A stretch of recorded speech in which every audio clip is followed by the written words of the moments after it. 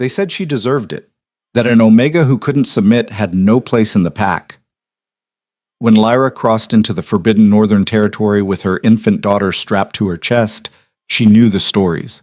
Alphas, there didn't negotiate, didn't show mercy. They killed trespassers. But winter was closing in, and her daughter's lips were turning blue. So she made a choice that would change everything. She stepped over the boundary line carved into the frozen earth, leaving her old life behind forever. What she didn't know was that the most feared Alpha in the North was watching. If you want to see how an outcast Omega became the one thing the North never expected, stay until the end. Hit that like button, and comment what city you're watching from. The wind cut like broken glass. Lyra pulled the tattered blanket tighter around Era, but it did nothing. The fabric was thin, worn through in places where the threads had given up. Her daughter's small body trembled against her chest, wrapped in what used to be Lyra's only good shawl. Now it was just another piece of survival gear, stained with mud and fraying at the edges. 3 weeks since the exile, 21 days of walking, hiding, scrounging for anything edible. Lyra had stopped counting the hours. Her feet were numb inside her boots. Boots that had been scavenged from an abandoned trader's camp 2 days north. They were too big, stuffed with moss to keep them on, but they were better than the shredded remnants of her old shoes. Everything she owned now was borrowed, stolen, or found. Everything except Era. The baby whimpered, a thin sound that got lost in the wind. "I know, sweetheart, I know." Lyra's voice cracked. She hadn't had water in hours. The last stream had been frozen solid, and she'd wasted precious energy trying to break through the ice with a rock before giving up. Ahead, the landscape stretched endlessly, white, brutal, indifferent. The northern frontier, forbidden territory. The place where her old pack's authority ended and something far worse began. She'd heard the stories all her life. The northern packs were savage. Their alpha was a monster who ruled with violence and fear. They didn't take in strays. They didn't show mercy. Cross the boundary, and you belonged to them, if they let you live long enough to claim you. But Lyra was out of options. Behind her, the southern territories offered nothing but death. The pack that had cast her out would kill her on sight if she tried to return. Not for defiance. They'd already punished her for that. No, they'd kill her to erase the embarrassment. An Omega who'd refused her arranged bond, who'd fought back when they tried to force it, who'd gotten pregnant by someone they deemed unworthy. She was a stain on their precious order. When they discovered the pregnancy, they'd given her a choice. Give up the child, accept the bond, submit completely, or leave. She'd chosen the cold. Era made another sound, weaker this time. Lyra looked down at her daughter's tiny face, barely visible within the cocoon of fabric. 4 months old, too young for this. Too fragile. "We're going to make it," Lyra whispered. The lie tasted bitter. "I promise." The wind picked up, and with it came the first scattered flakes of snow. Not the gentle, pretty kind from children's stories. These were hard, sharp, driven by a wind that wanted to strip the skin from her bones. Lyra forced her legs to keep moving. One step, then another. Her body was beyond exhausted. It was operating on something else now, some primitive instinct that wouldn't let her stop even when stopping seemed like the only logical choice. She'd been born an Omega in a world that treated Omegas like property. Useful for bonding, for breeding, for cementing pack alliances. Her mother had told her to be grateful for her designation. "Omegas are valued," she'd said, smoothing Lyra's hair when she was barely old enough to understand. "You'll never want for anything." What her mother hadn't said, valued, didn't mean free. Didn't mean choice. Didn't mean yours. The bond they'd tried to force on her, Marcus, a beta from a neighboring pack, twice her age and cruel in the casual way of men who'd never been told no, would have been a death sentence of a different kind. Slow. Suffocating. Safe, maybe, in the way a cage is safe. She'd refused. The pack elders had been shocked. Omegas didn't refuse. It wasn't done. When she'd stood her ground, they'd called her defective. Broken. When she'd gotten pregnant by Thomas, a kind Omega from the lower ranks, someone she'd actually chosen, they'd called her a whore. The baby had sealed her fate. "Give it up," the pack alpha had said, his voice flat and final. "Give up the child. Accept Marcus. And this ends. You'll be forgiven." Lyra had looked at him. This man who'd known her since birth, who'd eaten at her family's table, who'd once told her she reminded him of his own daughter and seen nothing but ice. No. That single word had cost her everything. Her family hadn't fought for her. Her mother had cried, but she hadn't argued. Her father had turned his back. Her younger sister had watched from a window as they'd escorted Lyra to the pack boundary, and she hadn't said goodbye. They'd stripped her of her pack markings, taken her identification papers, left her with nothing but the clothes on her back and the child in her arms. "Cross back over," the enforcer had said, "and we kill you both." That had been 3 weeks ago. Lyra stumbled, caught herself against a twisted tree that was more ice than wood. Her vision swam. When had she last eaten? Yesterday? The day before? There'd been some kind of root she'd dug up from beneath the snow, bitter and stringy but edible. Before that? She couldn't remember. Era was nursing less. Lyra's body, starved and dehydrated, was running dry. The snow was falling harder now. The world was disappearing into white static. She had to find shelter. Had to. Her eyes scanned the endless landscape. There, maybe a quarter-mile ahead, or maybe it was a mile, distances were impossible to judge now, something dark against the white. Trees? A rock formation? Could be nothing. Could be salvation. Lyra aimed herself toward it and walked. The wind screamed around her. Her legs were shaking with each step. Era had gone quiet, and that was worse than crying. Quiet meant she was getting too cold. Quiet meant, "No," Lyra said out loud. "No, no, no. Stay with me, baby. Stay with me." She pulled the blanket aside just enough to see Era's face. Her daughter's eyes were closed, her tiny chest rising and falling in shallow breaths. Her lips had a blue tinge that made Lyra's heart stop. Era, wake up. Look at Mama." Nothing.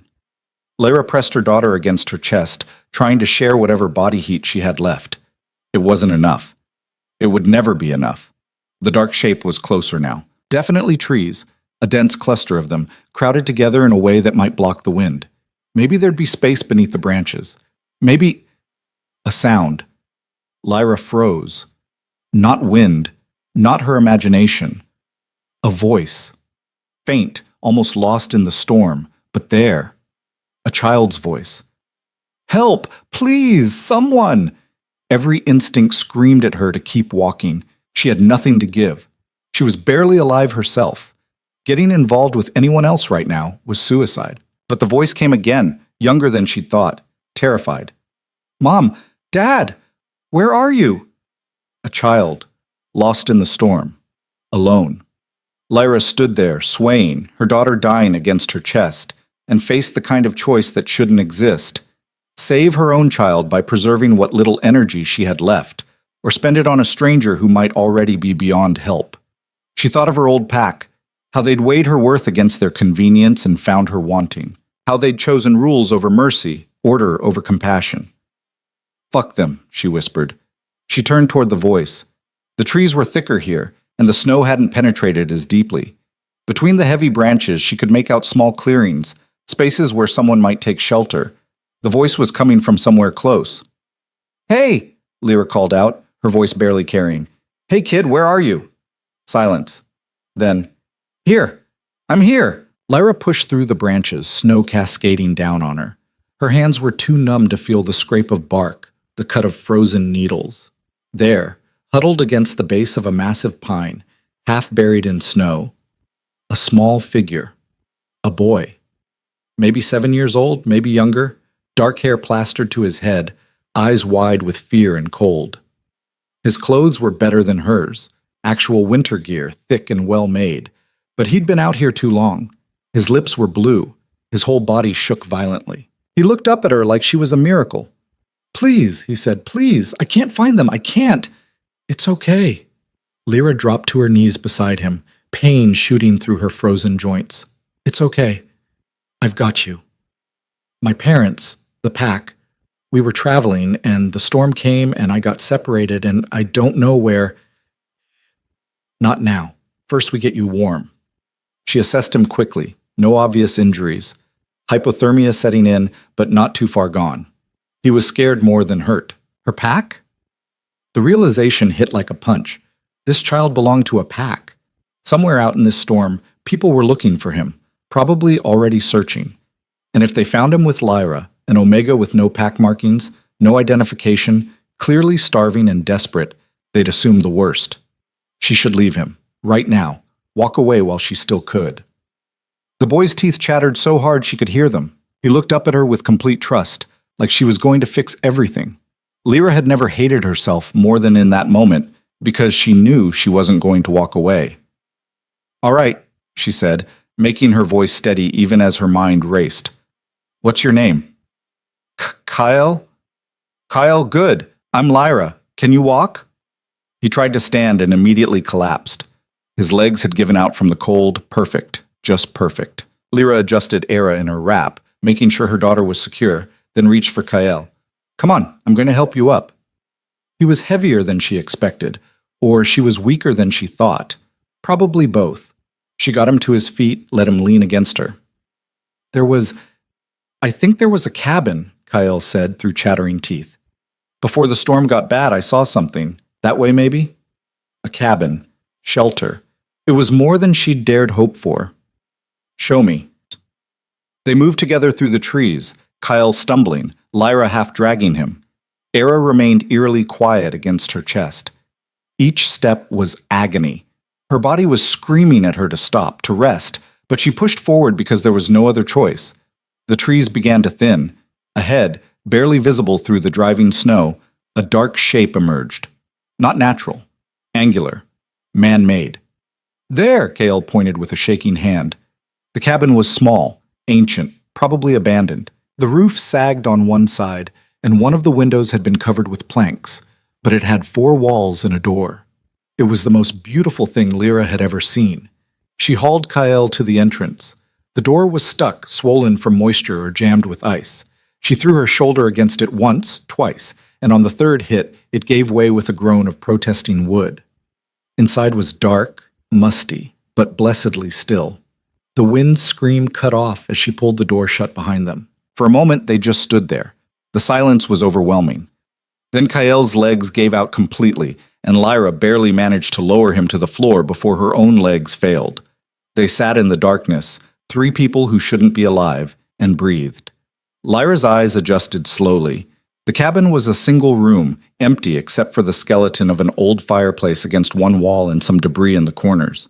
No furniture, no supplies. But it was shelter from the wind, and right now that was everything. "Cold," Kale mumbled. He was curling in on himself, and Lyra recognized the signs. He was shutting down. "No, hey, stay awake." She reached for him, shook his shoulder gently. "Kyle, look at me. Stay awake." She needed fire, needed warmth, needed... Era stirred against her chest, making a small sound that was barely there. Lyra's hands moved automatically, unwrapping her daughter, checking her. Era's skin was so cold, too cold. Her tiny fingers were curled tight, her face pale. "No, no, no, baby, come on, come on." She pressed Era against her bare skin, trying to share whatever warmth she had left. It wasn't enough. She was failing. She was losing. A soft cry. Weak, thin, but there. Era's eyes opened just a fraction. Her little mouth moved, seeking. "Yes. Yes, that's it. That's my girl." Lyra positioned her daughter to nurse, and thank God, thank everything, Era latched on. The pull was weak, but it was something. Beside her, Kyle had started to shiver again, violent, racking shudders. That was actually good. Shivering meant his body was still fighting. "Kyle, buddy, I need you to do something for me." Lyra kept her voice calm, authoritative. "See that fireplace? I need you to check if there's anything inside it. Old wood, debris, anything that might burn. Can you do that?" He nodded, moving slowly. Having a task seemed to help him focus. While he checked the fireplace, Lyra scanned the cabin more carefully. There, in the corner, what looked like the remains of an old wooden crate. And there, some kind of dried plant matter, maybe old thatch from the roof. It wasn't much, but it might be enough. "There's some wood pieces," Kyle called out, his voice stronger. "And I think this is part of a chair. It's broken." "Perfect. Bring it all to the middle of the floor. We're going to build a fire." She'd never been good at fire building. It had always been someone else's job. First her father's, then the pack's designated firekeepers. Omegas weren't expected to handle such things. But Omegas also weren't expected to survive alone in the northern frontier with an infant, and yet here she was. Lyra settled Era carefully, wrapping her daughter in every bit of fabric she had, then moved to help Kael. Together, a starving Omega and a half-frozen child, they arranged the scraps of wood and debris. Starting the fire was the problem. Lyra had no flint, no matches, nothing that could create a spark. "Do you have anything?" she asked Kael. "Anything in your pockets?" He searched, pulling out a small knife, good quality, with a metal handle, and a smooth stone that looked like it had been polished. Just these. The knife. The stone. If she could create enough friction, get a spark into the dried plant matter, it took 17 tries. Lyra's hands were bleeding by the time the first tiny ember caught, a pinpoint of orange in the darkness. She cupped it carefully, breathing on it gently, feeding it the driest pieces of plant fiber. Come on, please." The ember spread. Smoke curled upward. A small flame flickered to life. Kael made a sound of pure relief. Lyra fed the flame carefully, adding bigger pieces as it grew stronger. The wood was damp and fought her, hissing and smoking, but eventually it caught properly. Real fire, real heat. The warmth hit her face like a blessing. "Closer," she told Kael, pulling him toward the fire. "Get as close as you can without touching." He obeyed, holding his hands out to the flames. Color was slowly returning to his face. Lyra retrieved Era, brought her daughter close to the warmth. Era's eyes opened wider, and she made a small sound that might have been contentment. For the first time in 3 weeks, Lyra felt something that wasn't despair. They sat like that as the storm raged outside. 3 people warming themselves by a desperate fire in an abandoned cabin. The wind hammered at the walls, but the cabin held. "Thank you," Kael said quietly. "You saved me." Lyra didn't know what to say to that. She hadn't saved him, not really. She'd just delayed the inevitable. When the storm passed, his pack would find them. They'd ask questions she couldn't answer. They'd see her lack of markings, her state, the baby, and they'd make assumptions. Best case, they'd take Kael and leave her. Worst case, she pushed the thought away. That was tomorrow's problem. Tonight, they were alive. "What pack are you from?" she asked. Might as well know what she was dealing with. "The Northern Pack," Kael said, like it was obvious. "My father is—" He stopped, his expression changing. There was pride there, and something else. Hesitation? "Your father is what?" "He's the alpha of everything, all the Northern Territories." The fire crackled in the silence. Draven. The child belonged to Draven. Lyra had saved the son of the most dangerous alpha in the north, the man whose territory she'd just illegally entered, the man whose reputation was built on violence and absolute control. She'd saved his son, and when he found them, there was no possible way this ended well for her. Kael was watching her, waiting for a reaction. Lyra made herself smile. "That's good. That means lots of people are looking for you. You'll be home soon." "What about you?" Kael asked. "What pack are you from?" "I'm—" The truth stuck in her throat. No pack. Exiled. Branded unworthy. "I'm between packs right now, traveling." It was technically true. She was definitely between packs, between the one that had thrown her out and the one whose territory she'd invaded. Kael frowned. "But you have a baby. You shouldn't be traveling alone with a baby. That's not safe." Out of the mouths of children. "No," Lyra agreed quietly. "It's not." Before Kael could ask more questions, Era started to fuss. Lyra adjusted her, checked her. Warmer now, more alert. Her daughter looked up at her with eyes that were starting to focus, starting to really see. 4 months old, she'd never known safety, never known warmth except what Lyra could steal or scrounge, never known a full belly or a soft bed or any of the things babies were supposed to have. She deserved better than this. "She's pretty," Kael said, leaning over to look. "What's her name?" "Era." "Era," he repeated, testing the sound. "That's nice. Can I touch her hand?" Lyra should say no, should keep distance between them. But Kael's expression was so hopeful, so genuinely kind, that she found herself nodding. He reached out one small finger and Era's tiny hand wrapped around it reflexively. Kael's whole face lit up. "She's strong," he said, delighted. "Yeah," Lyra said softly. "She is." They stayed like that, an impossible tableau of survival, as the storm continued its assault on the cabin. The fire burned low, and Lyra fed it more wood, making it last. Her body was screaming for sleep, but she didn't dare. Not yet. Kael's eyes were drooping despite his best efforts. "You can sleep," Lyra told him. "I'll keep watch." "You should sleep too," he mumbled, already fading. "You look really tired." "I'm okay." Within minutes, he was out, curled on his side near the fire. He looked even younger asleep, a child who should have been safe at home, not lost in a storm fighting for his life. Lyra held Era and stared into the flames.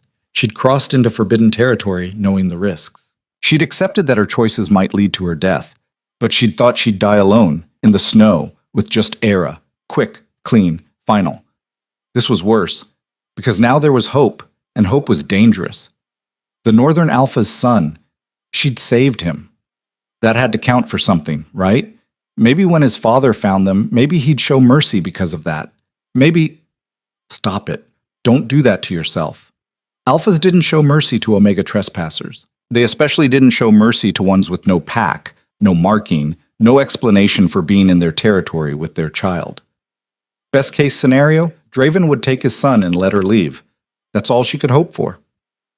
Era stirred against her, making the soft sounds that meant she was hungry again. Lyra positioned her to nurse, wincing at the pull. There was so little left to give. Outside, the storm was beginning to weaken. The wind's howl was dropping to a shriek, then to a moan. By morning, it would be over. By morning, they would come. Lyra looked down at her daughter, the baby who'd cost her everything, who was worth everything, who deserved a life better than what Lyra could provide. "I'm sorry," she whispered. "I'm so sorry, sweetheart. I tried. I really tried." Era's eyes were closed, her small face peaceful as she nursed. She had no idea, no concept of the danger they were in, the consequences coming, the fact that her mother had made choices that might get them both killed. Maybe that was a blessing. Lyra must have dozed without meaning to, because one moment she was staring at the fire and the next she was jerking awake to silence. The storm had stopped. Outside the cabin, everything was still. Kael was still asleep. Era too. The fire had burned down to coals, but the cabin had retained enough heat that they weren't freezing. Lyra carefully extracted herself from the pile of blankets, settled Era gently, and moved to the door. It took effort to open it. Snow had piled against the outside, but she managed. The world beyond was transformed, everything buried under fresh white, sparkling in the early morning light. The trees bowed under the weight of snow. The sky was clear, painfully blue. It was beautiful. It was also a problem. Fresh snow meant easy tracking. Anyone searching would be able to follow her footprints directly to the cabin. She had maybe hours before. A sound. Distant but distinct. Voices. Multiple voices calling out in coordinated patterns. They were here. The search party had already found the area. Lyra's heart hammered against her ribs. She stepped back inside, pulled the door closed as quietly as she could. Kael was stirring. "Lyra?" "It's okay," she said automatically. "The storm's over." He sat up, rubbing his eyes. Then he heard what she'd heard, the voices getting closer, and his whole expression changed to relief. "They found us. Dad's here. We're—" He stopped, looking at her, really looking at her, at the fear she couldn't quite hide. "Lyra? What's wrong?" How did she explain that she was terrified of the very rescue he was celebrating, that the man coming to save his son might very well destroy her? She couldn't. He was a child. He shouldn't have to carry that. "Nothing's wrong," she lied. "I'm glad they found you." The voices were much closer now. She could make out individual words, commands being called out in low authoritative tones. "Spread out, check every structure. Tracks leading this way. Move now." Kael was already at the door, pulling it open. "Dad, we're here. He didn't finish because the door burst inward hard enough to slam against the wall, and a man filled the doorway. Not just any man. An alpha in his prime, radiating power so intensely it made the air feel heavy. Tall, broad-shouldered, with dark hair, and eyes that swept the cabin in a single assessing glance. Those eyes found Kael first, and something in the man's face cracked, just for a second, before hardening again. "Kael." "Dad!" Kael ran to him, and the alpha, Draven, it had to be, caught his son, checking him over with hands that were surprisingly gentle. Are you hurt? No, I'm okay. Lyra saved me. She built a fire and kept me warm, and those dark eyes shifted, found Lyra. She was standing against the far wall, Era clutched to her chest, trying to make herself small. It didn't work. There was nowhere to hide. Draven's gaze locked onto her, and Lyra felt it like a physical weight. He was evaluating her. Threat assessment, instant calculation. She saw the moment he registered the lack of pack markings on her skin, the condition of her clothes, the baby in her arms. His expression didn't change, but something in his posture shifted. The gentle father disappeared, replaced by the alpha. You, he said. His voice was quiet, controlled, and somehow that made it worse. Who are you? Lyra opened her mouth. Nothing came out. More figures appeared behind Draven, pack members, enforcers probably, armed and ready. They filled the doorway, blocked the cabin's only exit. I asked you a question. Still quiet, still controlled. Who are you? Era chose that moment to cry, a thin, reedy sound that echoed in the sudden silence. Draven's eyes dropped to the baby, then back to Lyra's face. Answer me, he said, or I will assume the worst. And Lyra, standing there with her daughter crying, and a pack of armed enforcers surrounding her, and the most dangerous alpha in the north staring her down, realized something. She wasn't going to lie. She wasn't going to grovel. She'd spent her whole life being told she was worth less, being forced to submit, being pushed into corners. Not anymore. She lifted her chin, met Draven's eyes directly, something Omegas weren't supposed to do to alphas they didn't know, and said clearly, My name is Lyra. I have no pack. I crossed into your territory because I had nowhere else to go. I found your son lost in the storm, and I saved him. That's the truth. Do with it what you want. The cabin went absolutely silent. Draven stared at her. The enforcers behind him tensed, waiting for orders. Kael looked between them, confused. Dad, what's... Quiet, Kael. Draven didn't look away from Lyra. An Omega with no pack, no markings, trespassing in my territory, with an infant. Each word was precise, measured. Give me one reason I shouldn't have you executed where you stand. Lyra's arms tightened around Era. I don't have one, but my daughter didn't choose this. Let her live, and I'll accept whatever judgment you make. Something flickered across Draven's face. Not sympathy, she didn't dare hope for that, but maybe recognition, like he understood the calculus she was making.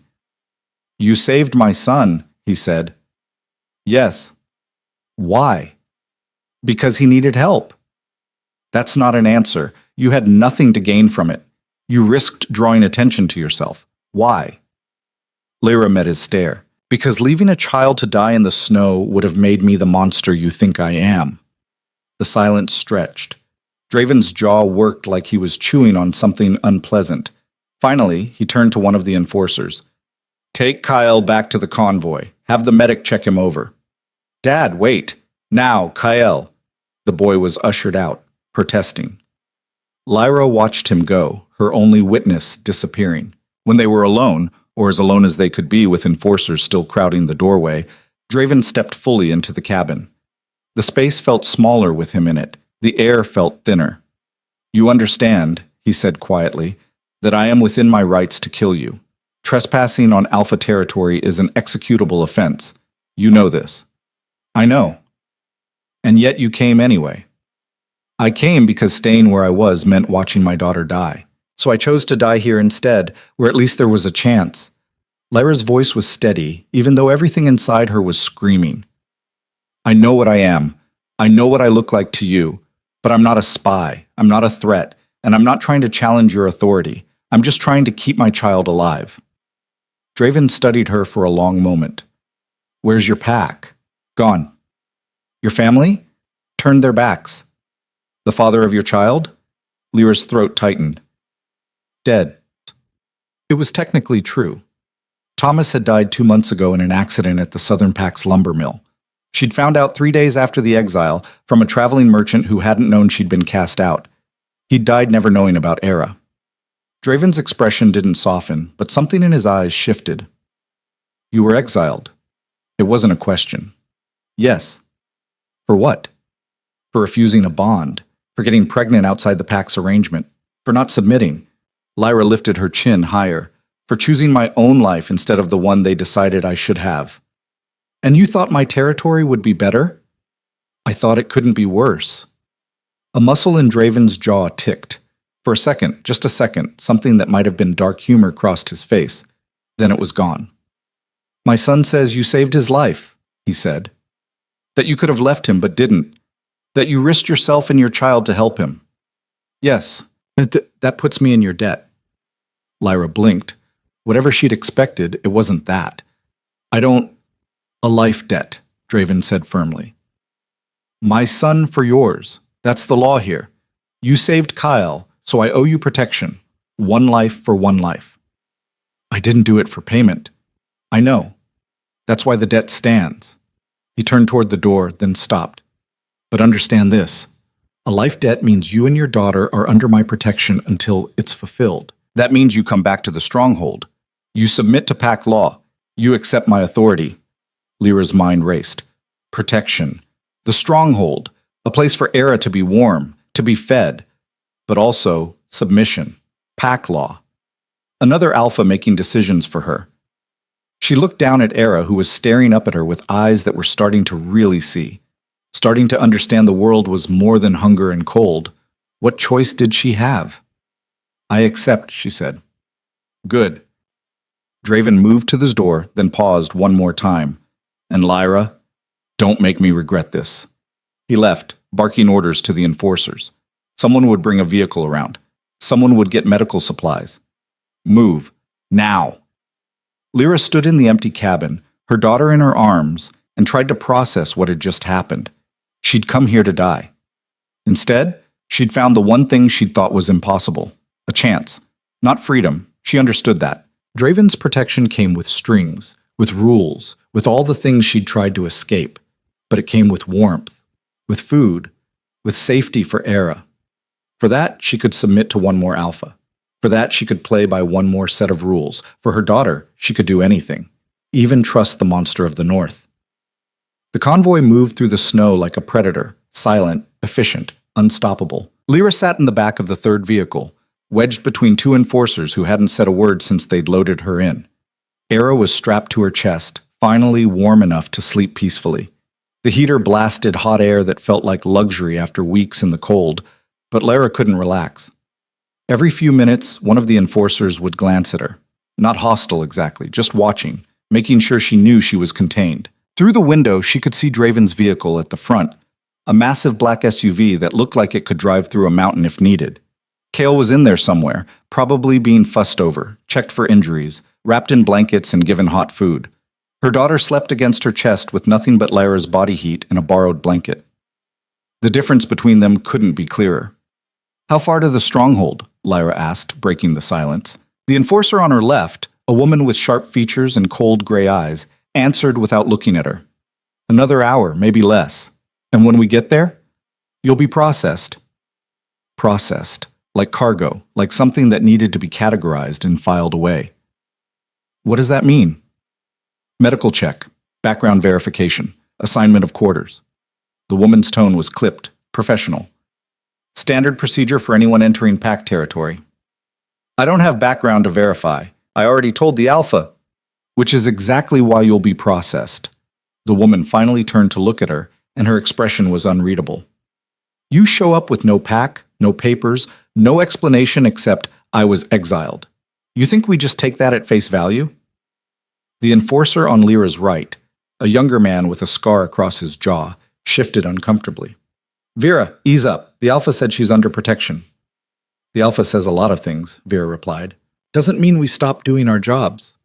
Lyra kept her mouth shut. Arguing wouldn't help. These people didn't trust her, and honestly, she couldn't blame them. From their perspective, she was exactly what she looked like. A desperate Omega who'd crossed into their territory with a convenient story about saving the Alpha's son.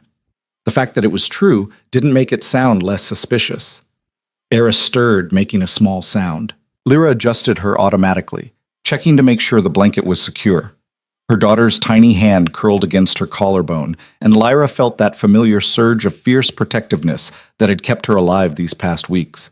Whatever happened next, she'd handle it. She had to.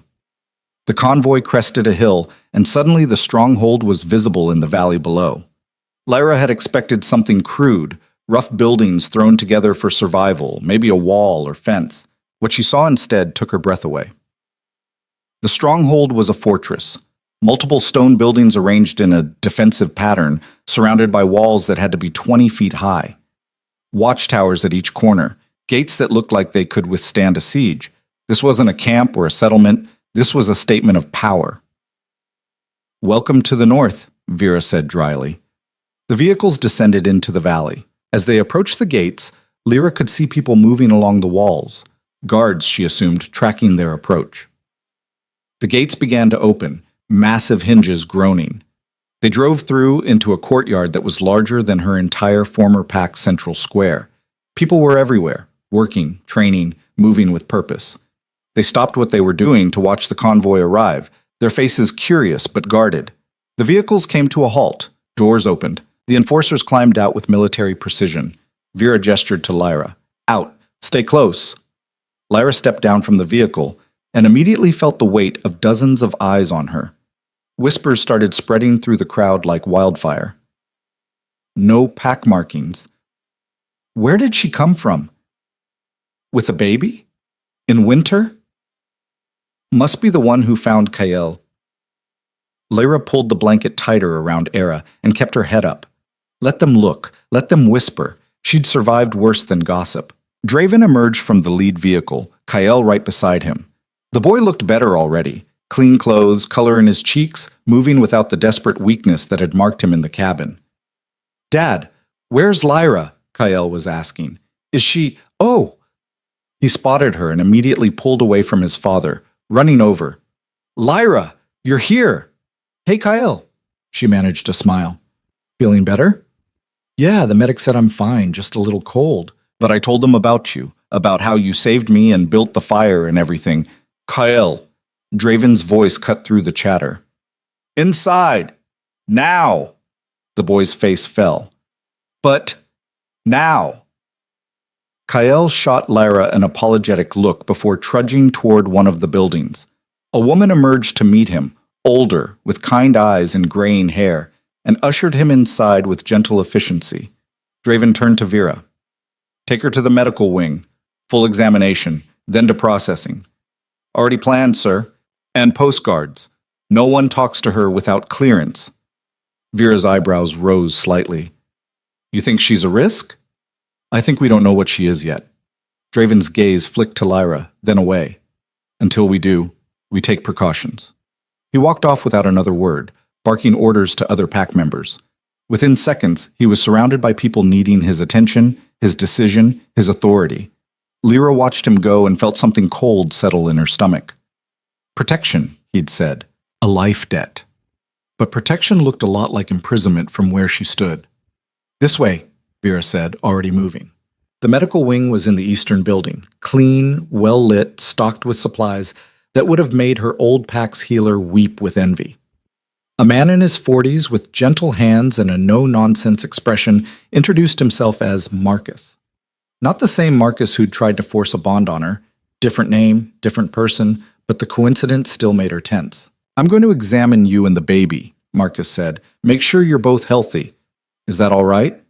Like she had a choice. "Yes." The examination was thorough but not invasive. Marcus checked Era first, his movements practiced and sure. He listened to her heart, checked her eyes and ears, felt along her tiny limbs. "She's underweight," he said quietly. "Probably a month behind where she should be developmentally.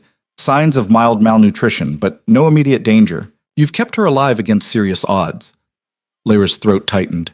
"Can you help her?" "Yes. We'll start with proper nutrition for you. Your milk production is probably compromised. Supplements, good food, rest, she'll catch up." He looked at Lyra with something that might have been respect. "You did well, under the circumstances." Then it was Lyra's turn. The examination revealed what she already knew. She was severely malnourished, dehydrated, running on fumes. Marcus's expression grew grimmer as he worked. How long since you've had a proper meal? I don't know, weeks. And before that, I ate what I could find. It wasn't a priority. It should have been. Marcus's tone was sharp. You can't feed a baby if you're starving yourself. I know that, Lyra snapped, her patience fraying. You think I don't know that? I did the best I could with what I had. Marcus paused, then nodded slowly. Yes, you did. I apologize. He made notes on a tablet. I'm prescribing a strict nutrition plan. You'll eat 4 meals a day, minimum. Protein, fats, carbohydrates, real food, not scraps. And you'll rest. Your body needs time to recover. How long? For full recovery? Months. But you should see improvement within a week if you follow the plan. A week. She could do a week. After the medical exam came processing, Vera escorted her to a small office where another pack member, a woman named Sarah with tired eyes and a bureaucratic demeanor, asked questions Lyra couldn't fully answer. Full name? Lyra Thorne. Former pack? Southern Ridge Pack. Reason for leaving? Exile. Sarah's fingers paused over her keyboard. Exile for what offense? Refusing an arranged bond. Pregnancy outside pack approval. Do you have documentation of the exile? They didn't exactly give me paperwork when they threw me out. Former Alpha's name? Marcus Wren. Any pack members who can verify your identity? Lyra laughed, a harsh, bitter sound. No one from that pack is going to verify anything about me. I'm dead to them. Sarah sighed. This is going to be a problem. Without verification, I know I'm a security risk. I could be anyone, claiming anything. I could be a spy or a threat or just a liar looking for shelter. Lyra leaned forward. But I'm not. I'm exactly what I said I am. And honestly, I'm too tired to care if you believe me or not. The women stared at each other across the desk. Finally, Sarah returned to her typing. We'll send inquiries to Southern Ridge Pack. If they confirm your exile, that's verification enough. Until then, you'll be housed in the guest wing under supervision. Supervised. Right. It's for everyone's safety. Including mine? Sarah's expression flickered with something that might have been sympathy. Especially yours. You're an outsider in a pack that doesn't take kindly to outsiders. The supervision cuts both ways. That was fair, Lyra supposed. The quarters they assigned her were better than anything she'd had in weeks. A small room with an actual bed, clean sheets, a bathroom with running hot water. There was a bassinet for Era, blankets that were soft and warm, a window with thick curtains. It was also clearly a holding cell. The door had a lock on the outside. There were no personal belongings, no decoration, nothing that suggested permanence. Vera stationed herself outside the door. Someone will bring food in an hour. If you need anything, knock. Am I a prisoner? You're protected, Vera said flatly. Learn the difference. The door closed with a firm click. Lyra stood in the middle of the room, Era in her arms, and tried to process everything that had happened in the last 6 hours. This morning, she'd been in an abandoned cabin, waiting to die. Now she was in a fortress, under the protection, or surveillance, of the most powerful alpha in the north, with food coming and a bed to sleep in and medical care for her daughter. It should have felt like victory. Instead, it felt like waiting for the other shoe to drop. The food arrived exactly when promised, brought by a young woman who wouldn't make eye contact and left quickly. The meal was simple but substantial: roasted meat, vegetables, bread, cheese. More food than Lyra had seen in a month. She fed Era first, grateful that her milk seemed to be coming easier already. Then she ate slowly, carefully, knowing her stomach would rebel if she rushed after so long without proper nutrition. The meat was tender and seasoned with herbs she couldn't name. The bread was still warm. Everything tasted like something from a different life. Lyra ate until she couldn't anymore, then wrapped the leftovers carefully. Habits from weeks of scarcity died hard. After, she gave Era a proper bath in the small sink, the first real bath her daughter had ever had. Era seemed confused by the warm water at first, then delighted, splashing with her tiny hands and making sounds that were almost laughs. Yeah, Lyra murmured, washing her daughter's wispy dark hair. Warm water is pretty great, isn't it? She dried Era carefully, wrapped her in one of the soft blankets, and laid her in the bassinet. Her daughter's eyes were already drooping, belly full and body warm. For the first time in her short life, Era looked peaceful. Lyra stood over the bassinet and felt something crack in her chest. Relief, grief, exhaustion. Everything she'd been holding back for weeks came crashing down at once. She made it to the bed before her legs gave out. Then she curled on her side and cried, quiet, shaking sobs that she muffled against the pillow. She'd kept her daughter alive. Against impossible odds, through exile and winter and starvation, she'd kept Era breathing. But what now? What came after survival? She didn't know. And that terrified her more than the cold ever had. The next 3 days followed the same pattern. Meals arrived on schedule. Marcus checked on them daily. Vera or another guard was always stationed outside. Lyra was allowed to walk in a small courtyard for fresh air, always escorted, always watched, but otherwise confined to her room. She saw Kyle once, on the second day. He'd somehow convinced his caretaker to bring him by, and he talked excitedly about everything Lyra had missed. The Stronghold's training grounds, the library, the kennels where they kept hunting dogs. "You should see the dogs, Lara. They're huge. And Dad says when I'm older, I can help train them." And Kyle, the woman with him, the same one who'd collected him from the courtyard, touched his shoulder gently. "We should go. Your father will be looking for you." "But I wanted to show Lyra another time." Kale had left reluctantly, waving over his shoulder. The woman had given Lyra a long, assessing look before following. That night, the whispers started filtering through the walls. Pack members talking in the hallways, their voices low, but not quite low enough. Can't trust her. Convenient, isn't it? Showing up right when Kyle got lost. Probably planned the whole thing. Omega with no pack? She's either a spy or she's running from something worse. Lyra lay in bed, listening, and felt the familiar weight of judgment settling over her like a shroud. On the fourth day, everything changed. It started with a commotion in the hallway, raised voices, the sound of rapid footsteps. Lyra was nursing Era when the door burst open without warning. A man she didn't recognize stood there, flanked by 2 other pack members. He was older, maybe 60, with silver hair and eyes that reminded her of winter ice. "You," he said, pointing at Lyra. "On your feet." Lyra carefully detached Era, who immediately started crying. "What's going on?" "We received word from Southern Ridge Pack about you." Her blood went cold. "And? And you're not who you claim to be." The room tilted. "What are you talking about? I told you exactly. You told us you were exiled for refusing a bond and having a child." The man stepped into the room, his expression hard. "You didn't mention the theft, or the assault, or the fact that Southern Ridge Pack has a warrant out for your arrest." Lyra's mind went blank. "That's not. I never." "Save it." Alpha Wren was very clear in his communication. "You're a criminal, and you've brought that criminality into our territory." "Wren is lying." Lyra's voice shook with fury. "He's lying because I refused to submit, because I wouldn't give up my daughter. This is exactly what I knew he'd do." "Convenient that everyone who could verify your story is a liar." The man gestured to the guards. "Take her to holding.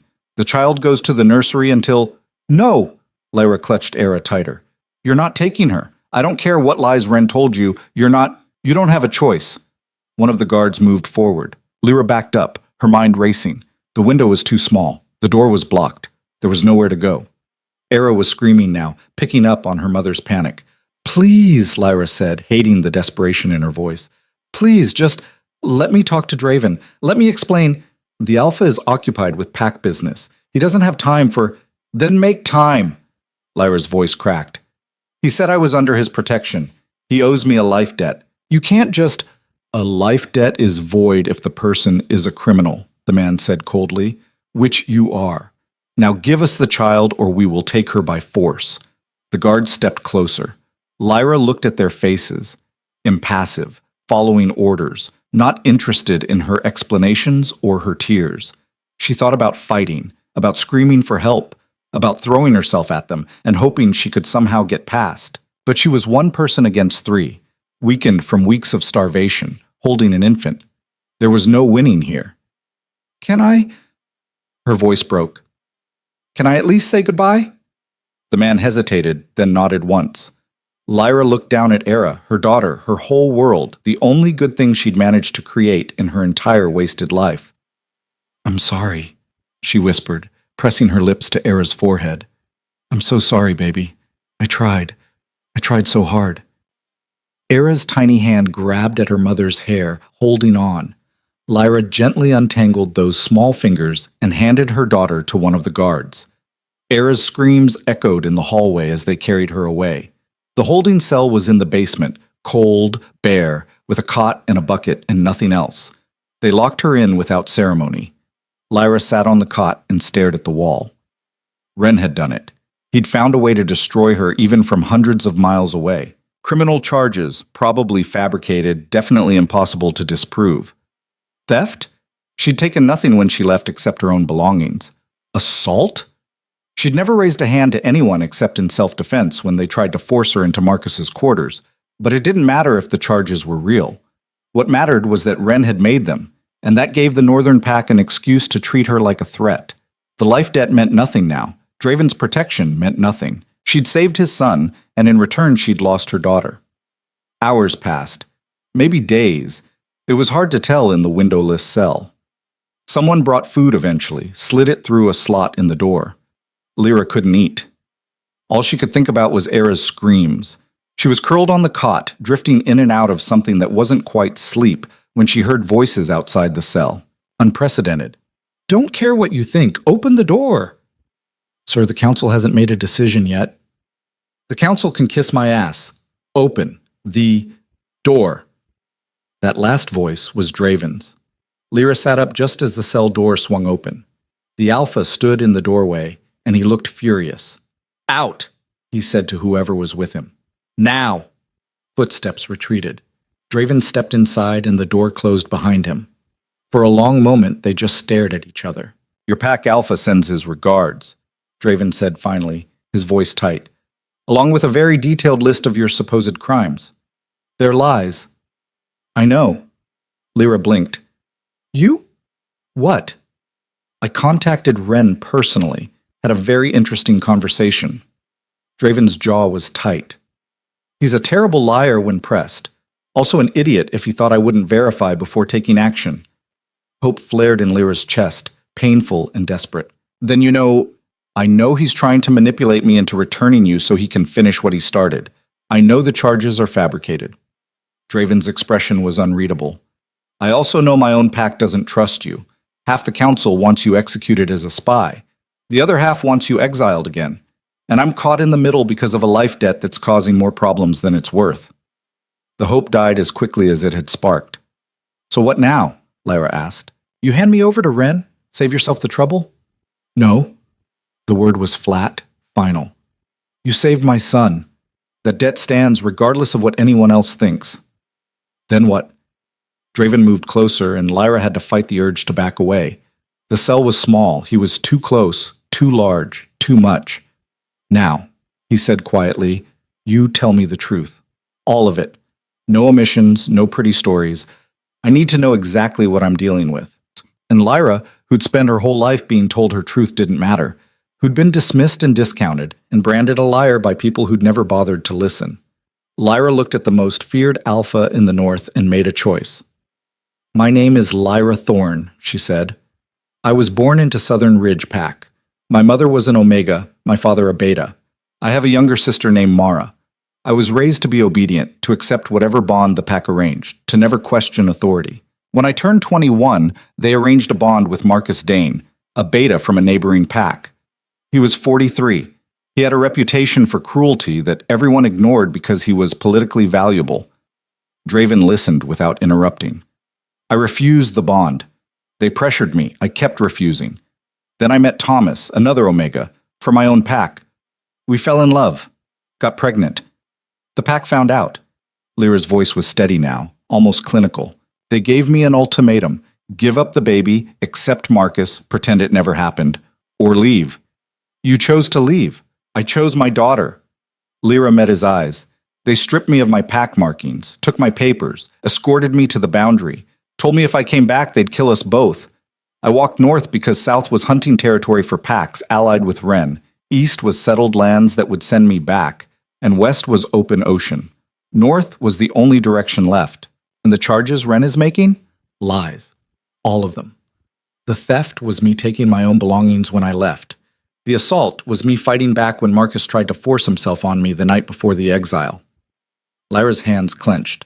Ren is angry because I embarrassed him, because I proved an Omega could refuse. He wants me dead so I can't be an example to others. Draven was quiet for a long time. Your daughter, he said finally. What happened to the father? Dead. Accident at the lumber mill 2 months ago.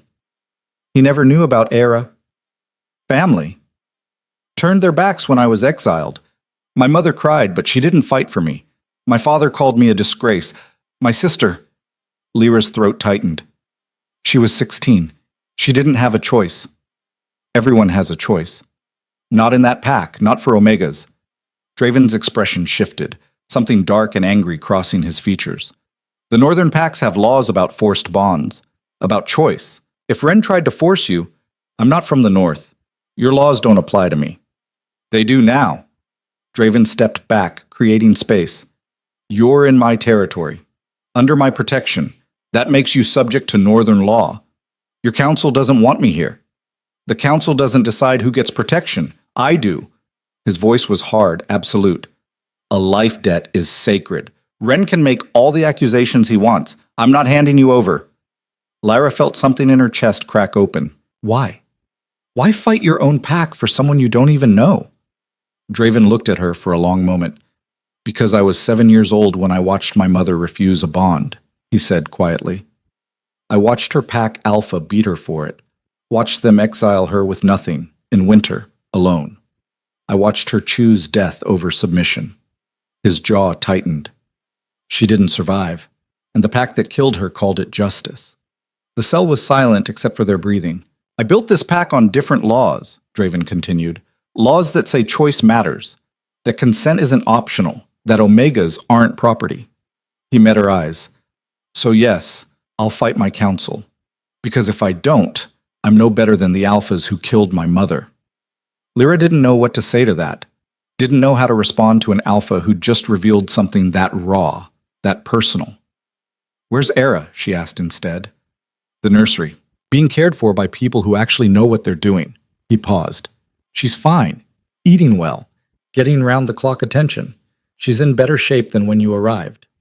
It should have been comforting. Instead, it felt like another failure. Proof that Lyra couldn't care for her own daughter as well as strangers could. Draven must have seen something in her face because his expression softened slightly. You kept her alive through exile, winter, and starvation. Don't discount that. But she needs more than survival now. She needs to thrive. And I can't give her that. Not alone, but here, with support, with resources. He trailed off. Yes, you can. If your pack lets me stay, they will. Draven moved to the door, knocked once. It opened immediately. Because I'm the Alpha, and what I say stands. He started to leave, then paused. One more thing, he said without turning around. Marcus is coming here. Ren's beta. He's demanding a formal hearing about the charges, claims he has evidence, witnesses, all the bureaucratic bullshit that I can't ignore without causing a diplomatic incident. Lyra's blood ran cold. When? 3 days. The hearing is in 3 days. Draven glanced back at her. Which means you have 3 days to prepare to face the man who tried to force a bond on you, in front of my entire council, and prove he's lying. How am I supposed to prove a negative? I can't prove I didn't steal anything or assault anyone. Then prove he's the monster you say he is. Prove the charges are fabricated. Make the council see what I see. Draven's gaze was intense. Because if you can't, Lyra, I can't protect you. Life debt or not, if the evidence points to you being a criminal, my pack won't accept you, and I can't rule through force alone. He left without waiting for a response. The door closed, locked. Lyra was alone again. 3 days. In 3 days, she'd have to stand in front of strangers and relive the worst moments of her life. She'd have to face Marcus, the man who tried to own her, who'd put his hands on her when she refused, who'd made it clear he'd break her if she didn't submit. And she'd have to do it without breaking, without giving them the satisfaction of seeing her fear. For Era, for the daughter currently sleeping in a warm nursery, getting everything Lyra couldn't provide. For herself. For the woman she'd fought so hard to remain despite everything trying to crush her. Lyra stood up from the cot, her decision made. If they wanted a hearing, she'd give them one. And Marcus was going to learn that the Omega he'd tried to break had survived things worse than him. They moved her out of the cell the next morning, but the new quarters weren't much better. A room in the lower levels with a guard posted outside 24 hours a day. The window was barred, the door locked from the outside. At least they brought Era back. The moment Lyra saw her daughter, she broke. She'd promised herself she wouldn't, promised she'd stay strong, stay composed, but the second Era was in her arms again, the tears came and wouldn't stop. "I've got you," she whispered into her daughter's soft hair. "I've got you, baby. I'm not letting go again." Era nursed desperately, like she'd been waiting for this, and Lyra felt the familiar tug that was equal parts pain and relief. Her body was still recovering, still learning to produce enough, but it was better than it had been. The meals they'd been forcing on her were helping. The guard who'd brought Era, a young woman with kind eyes, lingered in the doorway. "She cried for you, the whole time. The nursery staff tried everything, but she just wanted her mother." Lyra looked up, vision blurred. "Thank you for bringing her back. The Alpha ordered it, said separating you was cruel and unnecessary." The guard shifted her weight. "For what it's worth, I don't think you're a criminal. I think you're just someone who got dealt a shit hand. That's more than most people here think."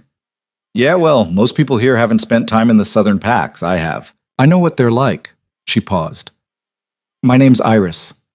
If you need anything, within reason, let me know." It was the first kindness anyone had shown her that didn't come with conditions attached. "Thank you," Lyra said again. Iris left, closing the door with a softer click than the others had used. Lyra spent the rest of the day with Era, relearning her daughter's sounds and movements, checking obsessively to make sure she was all right. The nursery had taken good care of her. Era was cleaner than she'd ever been, wearing clothes that actually fit, wrapped in blankets that were soft and warm. But she'd cried for her mother. That had to count for something. The next day, Draven came. He arrived without warning, dismissing Iris with a gesture and closing the door behind him. The room felt smaller with him in it, his presence taking up space that wasn't just physical. "You have 2 days," he said without preamble. "Marcus arrives tomorrow evening. The hearing is the following morning." Lyra adjusted Era in her arms. "I know. I need to prepare you. The council is going to ask questions you won't want to answer. They're going to push for details. And Marcus is going to be there, watching, ready to contradict everything you say." "I understand." "Do you?" Draven moved closer, his expression hard. "Because this isn't just about proving you didn't steal anything or assault anyone. This is about standing in front of people who already don't trust you and convincing them that a beta from an established pack is lying. That goes against every instinct they have about pack hierarchy and honor." "So what am I supposed to do? Just give up?" "No. You're supposed to be smart about this." He pulled a chair over and sat, which somehow made the conversation feel more intense rather than less. "Tell me about Marcus. Not the version you told me in the cell, the real version. What kind of man is he?" Lyra's throat tightened. "Cruel. Controlling. He likes power, likes making people submit, especially Omegas. Has he done this before? Forced bonds?" "I don't know for certain, but there were rumors about his previous Omega. She died young. Childbirth complications, supposedly. But people whispered." "What did they whisper?" "That she'd tried to leave him. That the complications weren't natural." Lyra met his eyes. "But no one investigated. No one cared enough to ask questions." Draven's jaw tightened. "And when he came for you, what happened?" The memory rose up, sharp and bitter. "The pack had announced the bond. I'd refused privately, but they went ahead anyway, thinking I'd fall in line once it was official. Marcus came to my family's house the night before the ceremony, said he wanted to get to know his future Omega. Your family let him in? My father practically shoved me at him, told me to be gracious, to make a good impression." Lyra's hands clenched around Era. "Marcus waited until we were alone. Then he told me exactly what he expected, how I'd behave, how I'd submit, how he'd train me if I didn't comply naturally. He put his hands on me, tried to—" "Stop." Draven's voice was rough. "I understand. I fought back. Broke his nose, actually. Kicked him hard enough that he limped for a week." A bitter smile crossed Lyra's face. "He told everyone I'd attacked him unprovoked, that I was unstable, violent. My own family believed him over me." "And the Pack Alpha?" "Ren didn't care. He needed Marcus's alliance more than he needed to believe in Omega. So he gave me the choice, submit or leave." Draven was quiet for a moment, his expression unreadable. Marcus is going to use that against you. He's going to paint you as violent, unstable. He'll say the assault charge is justified. I know. Then you need to be ready to turn it around. Make him prove his version. Make him explain why a man twice your size with beta strength has a broken nose from an unprovoked attack by an Omega who was half-starved at the time. Lyra hadn't thought about it that way. You think the council will listen? I think if you make them see the inconsistencies, if you stay calm while Marcus gets defensive, you have a chance. He stood, moving to the window. But you need to understand something. Even if you prove he's lying, even if you convince the council, there are still going to be people here who don't want you, who see you as a threat or a burden or just an inconvenience. I've dealt with that my whole life. Not like this. This pack is built on strength, on proving your worth through action. You're going to have to show them you belong here, and that's going to be harder than any hearing. I saved your son, Lyra said, anger flaring. Isn't that proof enough? For me? Yes. For them? Draven turned to face her. They see an Omega who was in the right place at the right time. They see someone who might have orchestrated the whole thing to gain leverage. I don't believe that, but they do. That's insane. I was dying out there. I had nothing, which makes you desperate. And desperate people do desperate things. He crossed his arms. I'm not saying it's fair. I'm saying it's reality. You want to stay here? You want protection for your daughter? Then you need to make yourself valuable beyond the life debt. Lyra stared at him. How? That's what you need to figure out, because once this hearing is over, once the Marcus situation is resolved, the life debt is fulfilled, and then you're just another person asking for a place in my pack. His expression softened slightly. I'll honor the debt. I'll make sure you and Era are protected, but you'll be fighting for acceptance every day after that. He left without another word. Lyra sat in the silence, Era dozing in her arms, and tried to process what he'd said. Make herself valuable. Prove she belonged. She was an Omega with no pack, no skills beyond basic survival, no resources. What could she possibly offer that would make a pack like this want to keep her? The answer came to her slowly, built from fragments of memory and observation. The Northern Pack was strong, powerful, but they were also isolated. Draven had said they built their laws on choice, on protecting Omegas from forced bonds. That meant they were different from the Southern Packs, fundamentally, structurally different, which meant they needed people who understood how the South operated, people who could navigate those politics, who knew how alphas like Ren thought and planned, people like her. She'd spent her whole life learning to read pack dynamics, to understand power structures, to predict what alphas would do before they did it. It had been survival, but maybe it could be more than that. Maybe it could be useful. The idea was barely formed, fragile and uncertain, but it was something, a direction, a possibility. Lyra held on to it like a lifeline. The next day crawled by.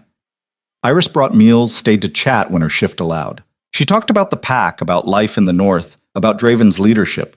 He's hard but fair, Iris said, leaning against the doorframe. Doesn't tolerate disrespect, but doesn't demand submission either. You earn your place here through what you contribute, not what designation you were born with.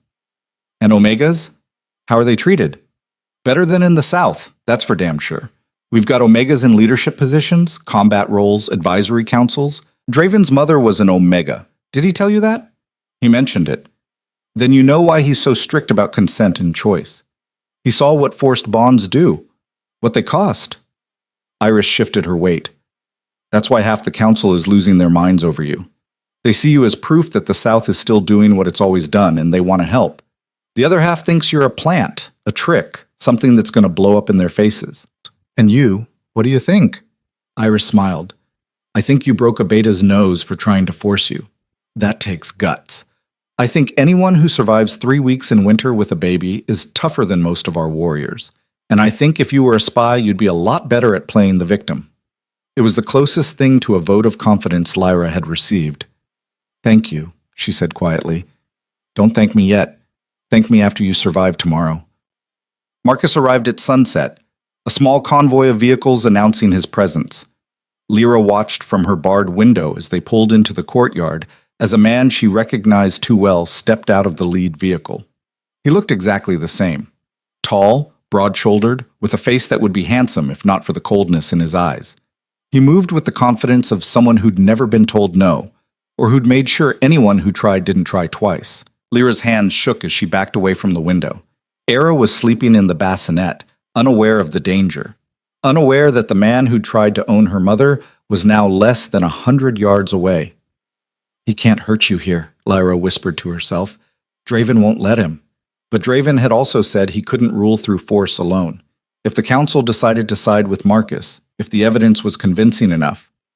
Lyra pushed the thought away. She couldn't afford to spiral. Not now. She spent the evening pacing, rehearsing what she'd say, trying to anticipate every question they might ask. When Iris brought dinner, Lyra could barely eat. "He's here," Iris said unnecessarily. "Caused quite a scene, demanding to see you immediately. Draven told him the hearing is tomorrow and not a moment sooner." "How did Marcus react?" "About how you'd expect. Lots of posturing about disrespect and diplomatic protocol. Draven just stared at him until he shut up." Iris grinned. "It was beautiful." Despite everything, Lyra felt a small smile tug at her lips. "I wish I could have seen that." "You'll see plenty tomorrow. The hearing is open. PAC members can attend if they want. It's going to be crowded." Perfect. An audience for her humiliation. Lyra didn't sleep that night. She lay in bed, listening to Era's soft breathing, and tried to prepare herself for what was coming. Dawn broke cold and clear. Iris arrived early with clothes, not the worn rags Lyra had been wearing, but simple, clean garments that fit properly. A shirt, pants, boots that didn't have holes. "Draven's orders," Iris explained, "said you should look like you belong here, not like a refugee." Lyra dressed carefully, her hands surprisingly steady. She fed Era, changed her, wrapped her in a clean blanket. The nursery staff had offered to keep her during the hearing, but Lyra had refused. If they were going to judge her, they'd judge her as what she was, a mother fighting for her child. 2 guards came to escort her. Iris and a man named Thorn, who didn't speak but didn't look hostile either. They led her through corridors she hadn't seen before, upstairs and through passages, until they reached a large set of double doors. Beyond them, she could hear voices. Lots of voices. "Ready?" Iris asked. Lyra wasn't, but she nodded anyway. The doors opened and the noise hit her like a wave. The council chamber was massive, circular, with tiered seating rising up on all sides. The center was an open floor, empty except for 2 chairs facing each other across a small table. Above, on a raised platform, sat the council. 7 people, a mix of designations and ages, all watching with expressions that ranged from curious to hostile. And at the very top, in a chair that was definitely a throne in everything but name, sat Draven. His eyes found hers immediately. He gave the smallest nod. Then his gaze shifted, and Lyra followed it to the other chair in the center. Marcus sat there, perfectly composed, wearing formal attire that probably cost more than everything Lyra had ever owned. He looked relaxed, confident, like this was nothing more than a minor inconvenience. When he saw her, his expression didn't change, but something in his eyes did, a flash of satisfaction, of vindication. He thought he'd already won. "Come forward," one of the council members called out, the older man who'd confronted her in her room. His name was Garrett, she'd learned. He was Draven's second, and he clearly didn't trust her. Lyra walked to the empty chair, her footsteps echoing in the sudden silence. She sat, adjusted Era in her arms, and waited. Garrett stood. "We're gathered to address charges brought by Alpha Marcus Wren of Southern Ridge PAC against Lyra Thorn, currently residing in our territory under claim of life debt protection. The charges are theft of PAC property, assault of a PAC member, and unlawful abandonment of PAC responsibility. Marcus Dane, Beta of Southern Ridge PAC and representative of Alpha Wren, is here to present evidence. Lyra Thorn will have opportunity to respond." He sat. Another council member, a woman with sharp features, stood. "Marcus Dane, you may begin." Marcus rose smoothly. He didn't look at Lyra. Instead, he addressed the council directly, his voice carrying easily through the chamber. "Thank you for hearing this matter. I'll be direct. Lyra Thorn is a criminal who fled lawful PAC authority to avoid consequences for her actions. The theft charge relates to personal items belonging to her family, jewelry, clothing, supplies, taken without permission when she left. The assault charge stems from an unprovoked attack on myself when I attempted to speak with her about her upcoming bond ceremony. The abandonment charge relates to her refusal to fulfill PAC responsibilities and her desertion of her family during a difficult time." He pulled out a tablet, held it up. I have statements from her family, from pack members who witnessed the assault, from the pack alpha himself. All of this supports what I'm telling you. Lyra's stomach dropped. Statements, evidence, things she couldn't contradict because she'd been alone when most of it happened. Furthermore, Marcus continued, I believe Lyra came to your territory specifically to exploit your alpha's well-known protection of Omegas. She staged a rescue of his son to gain leverage, knowing he'd be honor-bound to offer protection. It's a calculated manipulation. Murmurs rippled through the crowd. Lyra saw heads nodding, faces hardening. These are serious accusations, the councilwoman said. Do you have proof of this conspiracy? The timing is suspect. A Omega with no survival skills, no supplies, somehow manages to not only stay alive in the worst winter in decades, but also happens to be in exactly the right place to find the Alpha's lost son. Marcus's expression was reasonable, logical. That's not luck, that's planning. More murmurs, louder now. Lyra wanted to stand, to shout that it wasn't true, but Iris's hand on her shoulder kept her seated. Not yet, Iris whispered. Let him finish. Let him get comfortable. Marcus was warming up now, his confidence growing. I understand your Alpha feels he owes a life debt. That's admirable. But life debts are void when the rescued party's actions were part of a larger deception. Lyra Thorne is not a victim. She's a criminal who's very good at playing one. He sat down, looking satisfied. The chamber erupted in conversation. The council let it go for a moment before Garrett called for silence. Lyra Thorne, he said, you've heard the charges and the accusation of conspiracy. What do you have to say? Lyra stood on shaking legs. Every eye in the room was on her. Marcus was watching with that same satisfied expression. The council looked skeptical at best. She took a breath. Most of what Marcus said is a lie, she began, keeping her voice steady. But not all of it. So let me separate truth from fiction. She met Marcus's eyes directly. It's true I took items when I left Southern Ridge Pack. They were my clothes, my personal belongings, things that belonged to me. My family now claims they were Pack property because they're trying to justify the exile. If this council wants to investigate that, I welcome it. Ask them to produce receipts, proof of ownership. They won't be able to because those items were mine. A council member made a note. The assault charge, Lyra continued, is where it gets interesting. Marcus says I attacked him unprovoked, so let me ask him a question. She turned fully to face him. Why would an Omega attack a Beta twice her size for no reason? What possible motivation would I have? Marcus's expression didn't change. You were unstable. Refusing the bond had made you irrational. Irrational enough to attack someone who could kill me with one hand? That's your explanation? Lyra shifted Era to her other arm. Or is the truth that you came to my home uninvited, cornered me alone, and put your hands on me when I refused to submit? That I fought back and broke your nose, and you've been trying to punish me for it ever since? That's a lie, Marcus said flatly. Then explain the nose. Explain how an irrational Omega managed to land a hit that required medical treatment. Explain why you didn't have me arrested immediately if I was so dangerous. The Pack Alpha showed mercy. The Pack Alpha didn't want a scandal before the bond ceremony. He wanted to sweep it under the rug, and when I refused to cooperate, when I got pregnant by someone I actually chose, he used that as an excuse to exile me. Lyra's voice was rising now, emotion bleeding through. You want to talk about abandonment? I was abandoned. By my pack, by my family, by every person who should have protected me.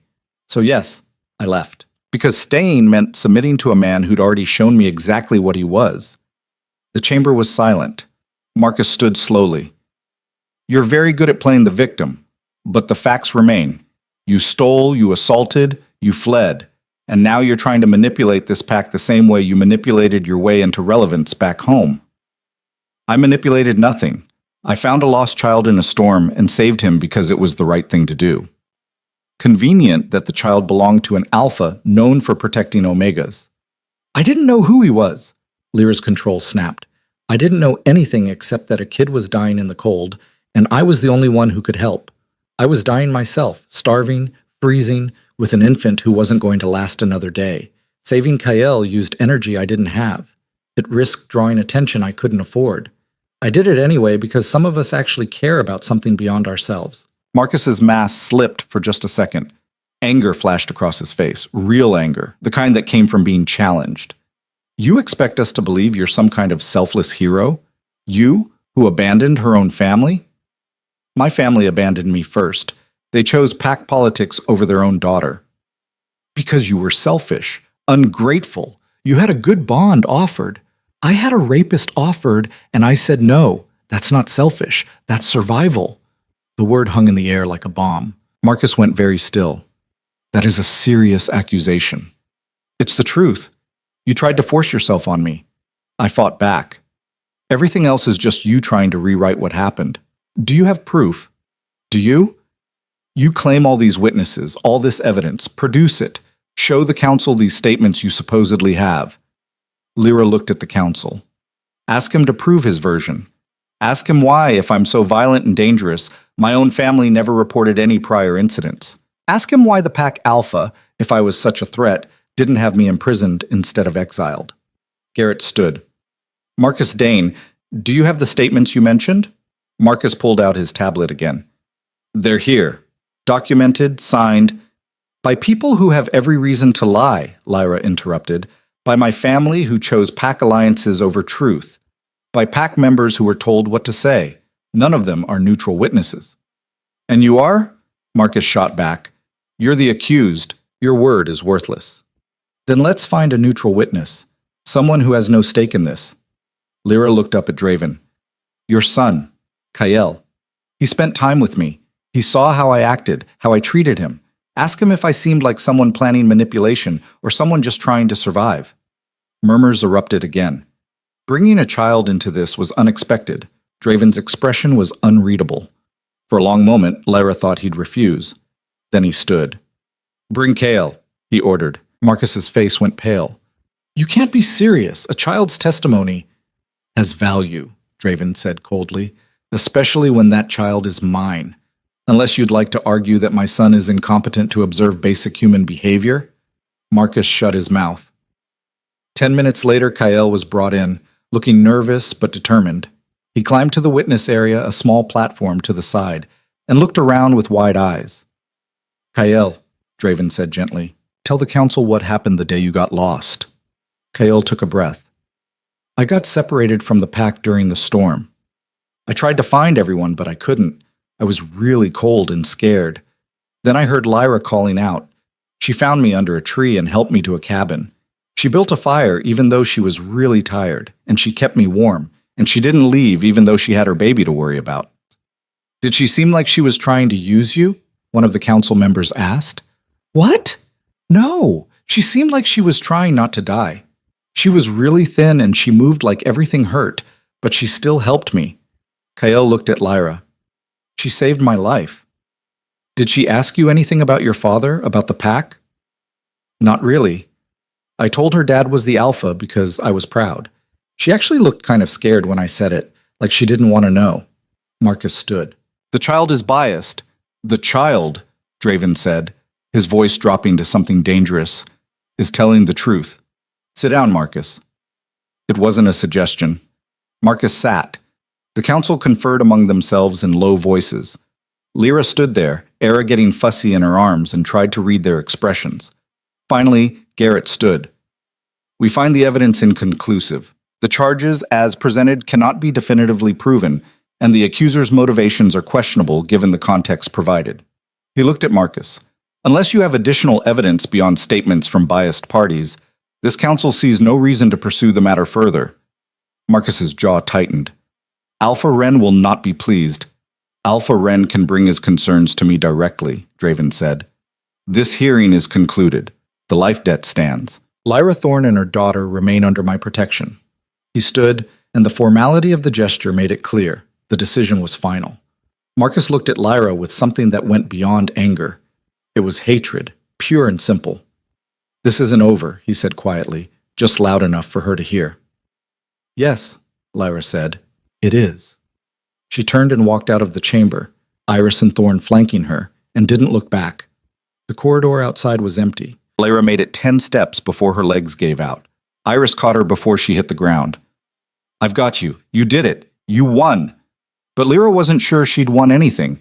She'd survived, again, but Marcus's parting words echoed in her head. This isn't over. And she believed him. Iris helped her back to her quarters, one hand steady on Lyra's elbow, while Thorn walked ahead clearing the path. Pack members lined the corridors, their faces a mix of curiosity and judgment, whispering behind their hands as she passed. "Keep your head up," Iris murmured. "Don't let them see you shake." Lyra forced her spine straight, forced herself to meet the eyes that watched her. Some looked away. Others stared harder, measuring her like she was a problem they hadn't figured out how to solve yet. When they reached her room, Lyra collapsed onto the bed the moment the door closed. Era, sensing her mother's distress, began to cry. Not the hungry cry or the uncomfortable cry, but the one that meant she knew something was wrong. "I'm okay, baby," Lyra whispered, even though she wasn't sure it was true. "We're okay," but Marcus's words kept looping through her mind. This isn't over. He'd said it with such certainty, such cold promise. He hadn't gotten what he wanted today, but men like Marcus didn't just give up. They waited. They planned. They found another angle. A knock on the door made her tense. Iris opened it, and Draven stepped inside. He looked at Iris. "Give us the room." Iris hesitated, glancing at Lyra, who nodded. The guard left, pulling the door shut behind her. Draven stood there for a moment, studying Lyra with an expression she couldn't read. Then he pulled the chair over and sat. "That was reckless," he said finally, calling him a rapist in front of the entire council. It was the truth. Truth doesn't matter if you can't prove it. You got lucky that Kael's testimony supported your version. If it hadn't, but it did. Lyra adjusted Era, who was starting to calm. And now Marcus looks like exactly what he is, a liar trying to cover his ass. To some people, yes. To others, you just look desperate and willing to say anything to save yourself. Draven leaned back. The council voted to dismiss the charges, but it was 4-3. That's not a mandate. That's barely a majority. Lyra's stomach sank. "So I haven't won anything." "You've won time. Marcus left an hour ago, furious and empty-handed. Ren will hear about this, and he won't be happy. But you're still here, and the life debt still stands." He paused. "That's not nothing. This is also not enough." Lyra looked down at Era, who was dozing in her arms. "You said the debt would be fulfilled after the hearing. So what happens now? Do I just wait for the next person to challenge my right to be here?" "No. Now you prove you belong." "How? I'm an Omega with no skills, no—" "Stop!" Draven's voice was sharp. "You survived 3 weeks in winter with an infant. You built fire with your bare hands. You saved my son when you had every reason to save your energy for yourself. Those are skills. The question is whether you can translate them into something this pack values." Lyra stared at him. "What are you saying?" "I'm saying you need a role, a purpose beyond being the Omega I'm protecting out of obligation." He stood, moved to the window. "This pack respects contribution. You want them to stop seeing you as a burden? Show them what you can do." "Like what? I'm not a warrior. I can't fight. There are other ways to contribute. We need people who understand Southern Pack politics, people who can read situations, predict moves, navigate alliances." He turned to face her. "You did that your whole life just to survive. Do it here, and make yourself valuable." The idea she'd had before the hearing came back, stronger now. "You want me to be an advisor. I want you to be whatever you can be that helps this pack." Draven's expression was serious. "But I need to be clear about something. I can protect you from external threats. I can honor the life debt. What I can't do is make the pack accept you. That's on you. You'll have to earn it every single day, and some people will never come around no matter what you do." "I understand." "Do you? Because this won't be easy. You'll be questioned, tested, pushed. Some of it will be legitimate challenge. Some will be people trying to break you because they don't like what you represent." Lyra thought about her old pack, about the years of being told to submit, to accept, to be grateful for whatever scraps of dignity they allowed her. She thought about Marcus's hands on her family's turned backs, the cold certainty that she was worth less because of what she was born as. She thought about Era, sleeping peacefully because for the first time in her life she was warm and fed and safe. "I've been tested my whole life," Lyra said quietly. "This is just a different kind of test." Draven studied her for a long moment. "All right, then let's start tomorrow. I'm assigning you to work with Sarah in administration. She handles pack communications, alliance management, diplomatic correspondence. She'll teach you the basics, and you'll show her what you know about Southern Pack dynamics. Sarah? From processing? She voted in your favor at the hearing, barely, and with reservations, but she sees potential. He moved toward the door. Don't waste it. He left without waiting for a response. Lyra sat in the sudden silence and tried to process what had just happened. She had a role, a purpose, a chance to prove herself beyond just surviving. It was more than she'd dared hope for. It was also terrifying. The next morning came too early. Iris arrived with breakfast and clean clothes. Actual work clothes this time. Practical and well-made. Heard you're joining administration, Iris said as Lyra ate. That's a good assignment. Sarah's tough but fair. She doesn't suffer fools, but if you show competence, she'll respect it. And if I don't? Then you'll be back to square one. Except now everyone will know you failed. Iris's expression was sympathetic. No pressure. Lyra fed Era, changed her, and tried to calm the anxiety churning in her stomach. She'd never done anything like this. Administration? Diplomacy?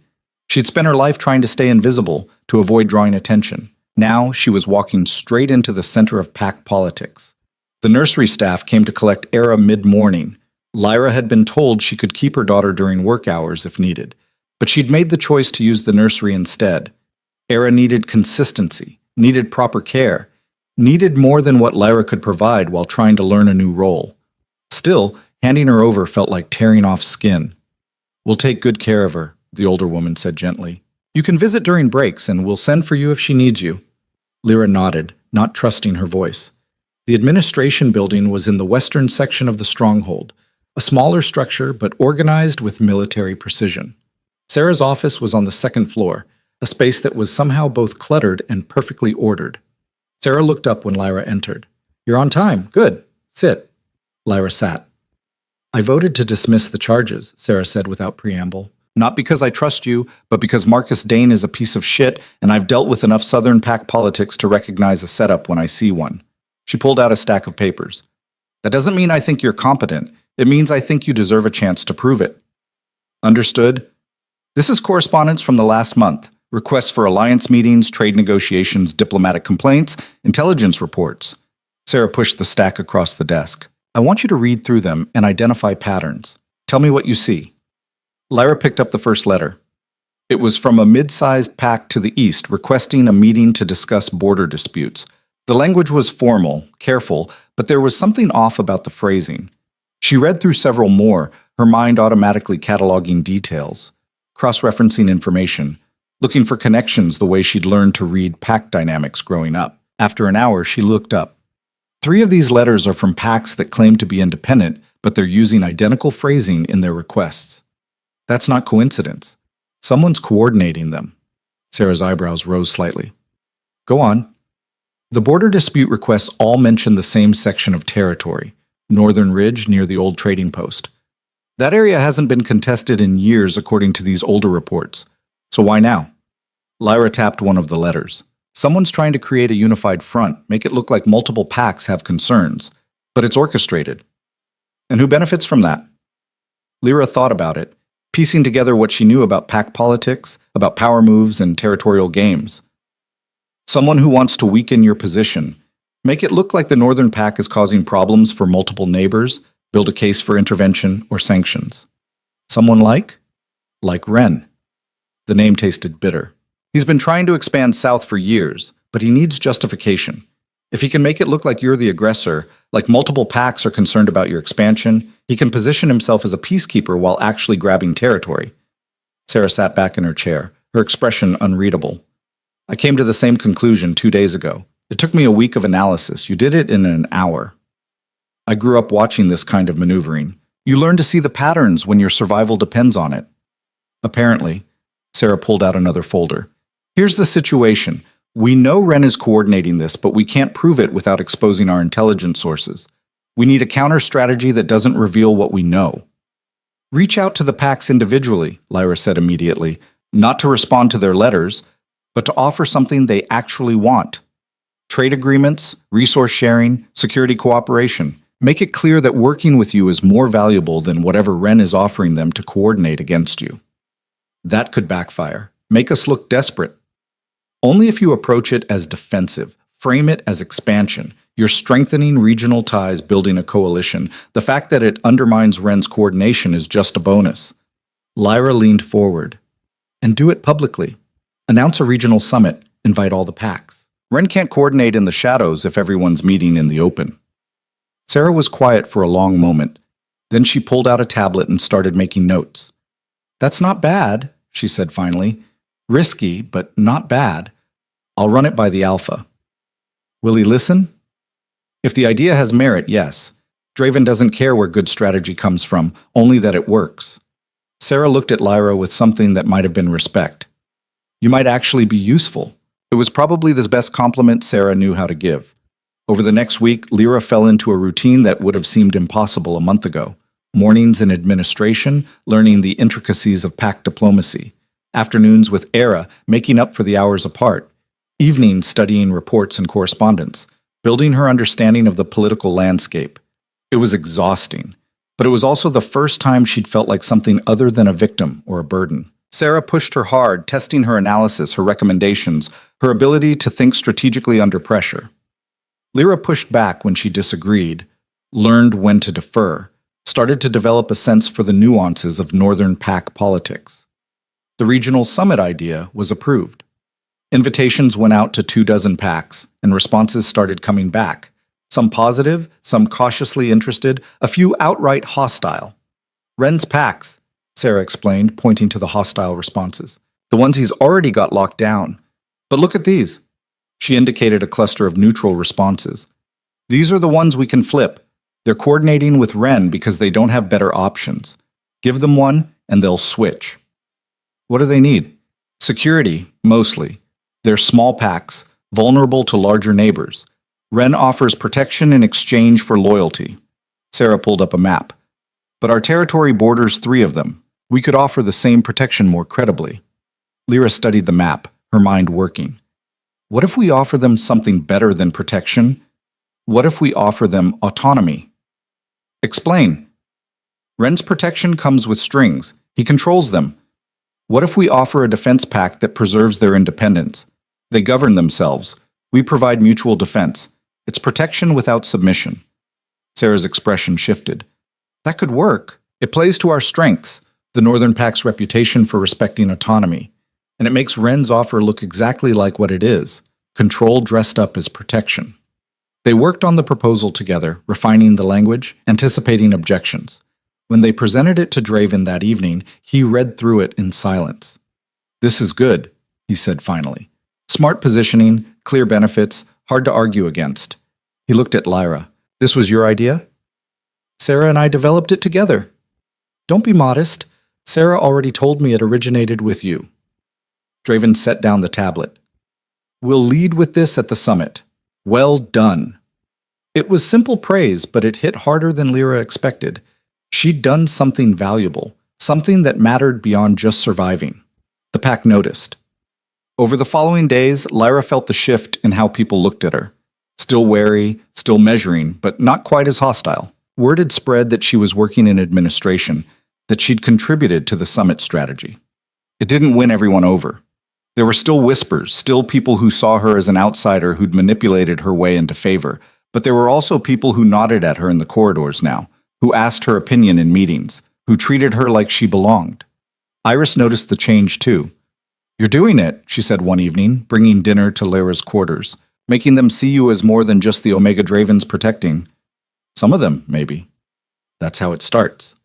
You don't need everyone's approval, just enough people seeing your value that the others can't dismiss you easily. Lyra fed Era, who was getting bigger, stronger, more alert. Her daughter smiled now, real smiles that lit up her whole face. She was hitting developmental milestones, catching up to where she should be. She's thriving, Marcus the medic had said during the last checkup. Healthy weight gain, good responsiveness. Whatever you're doing, keep doing it.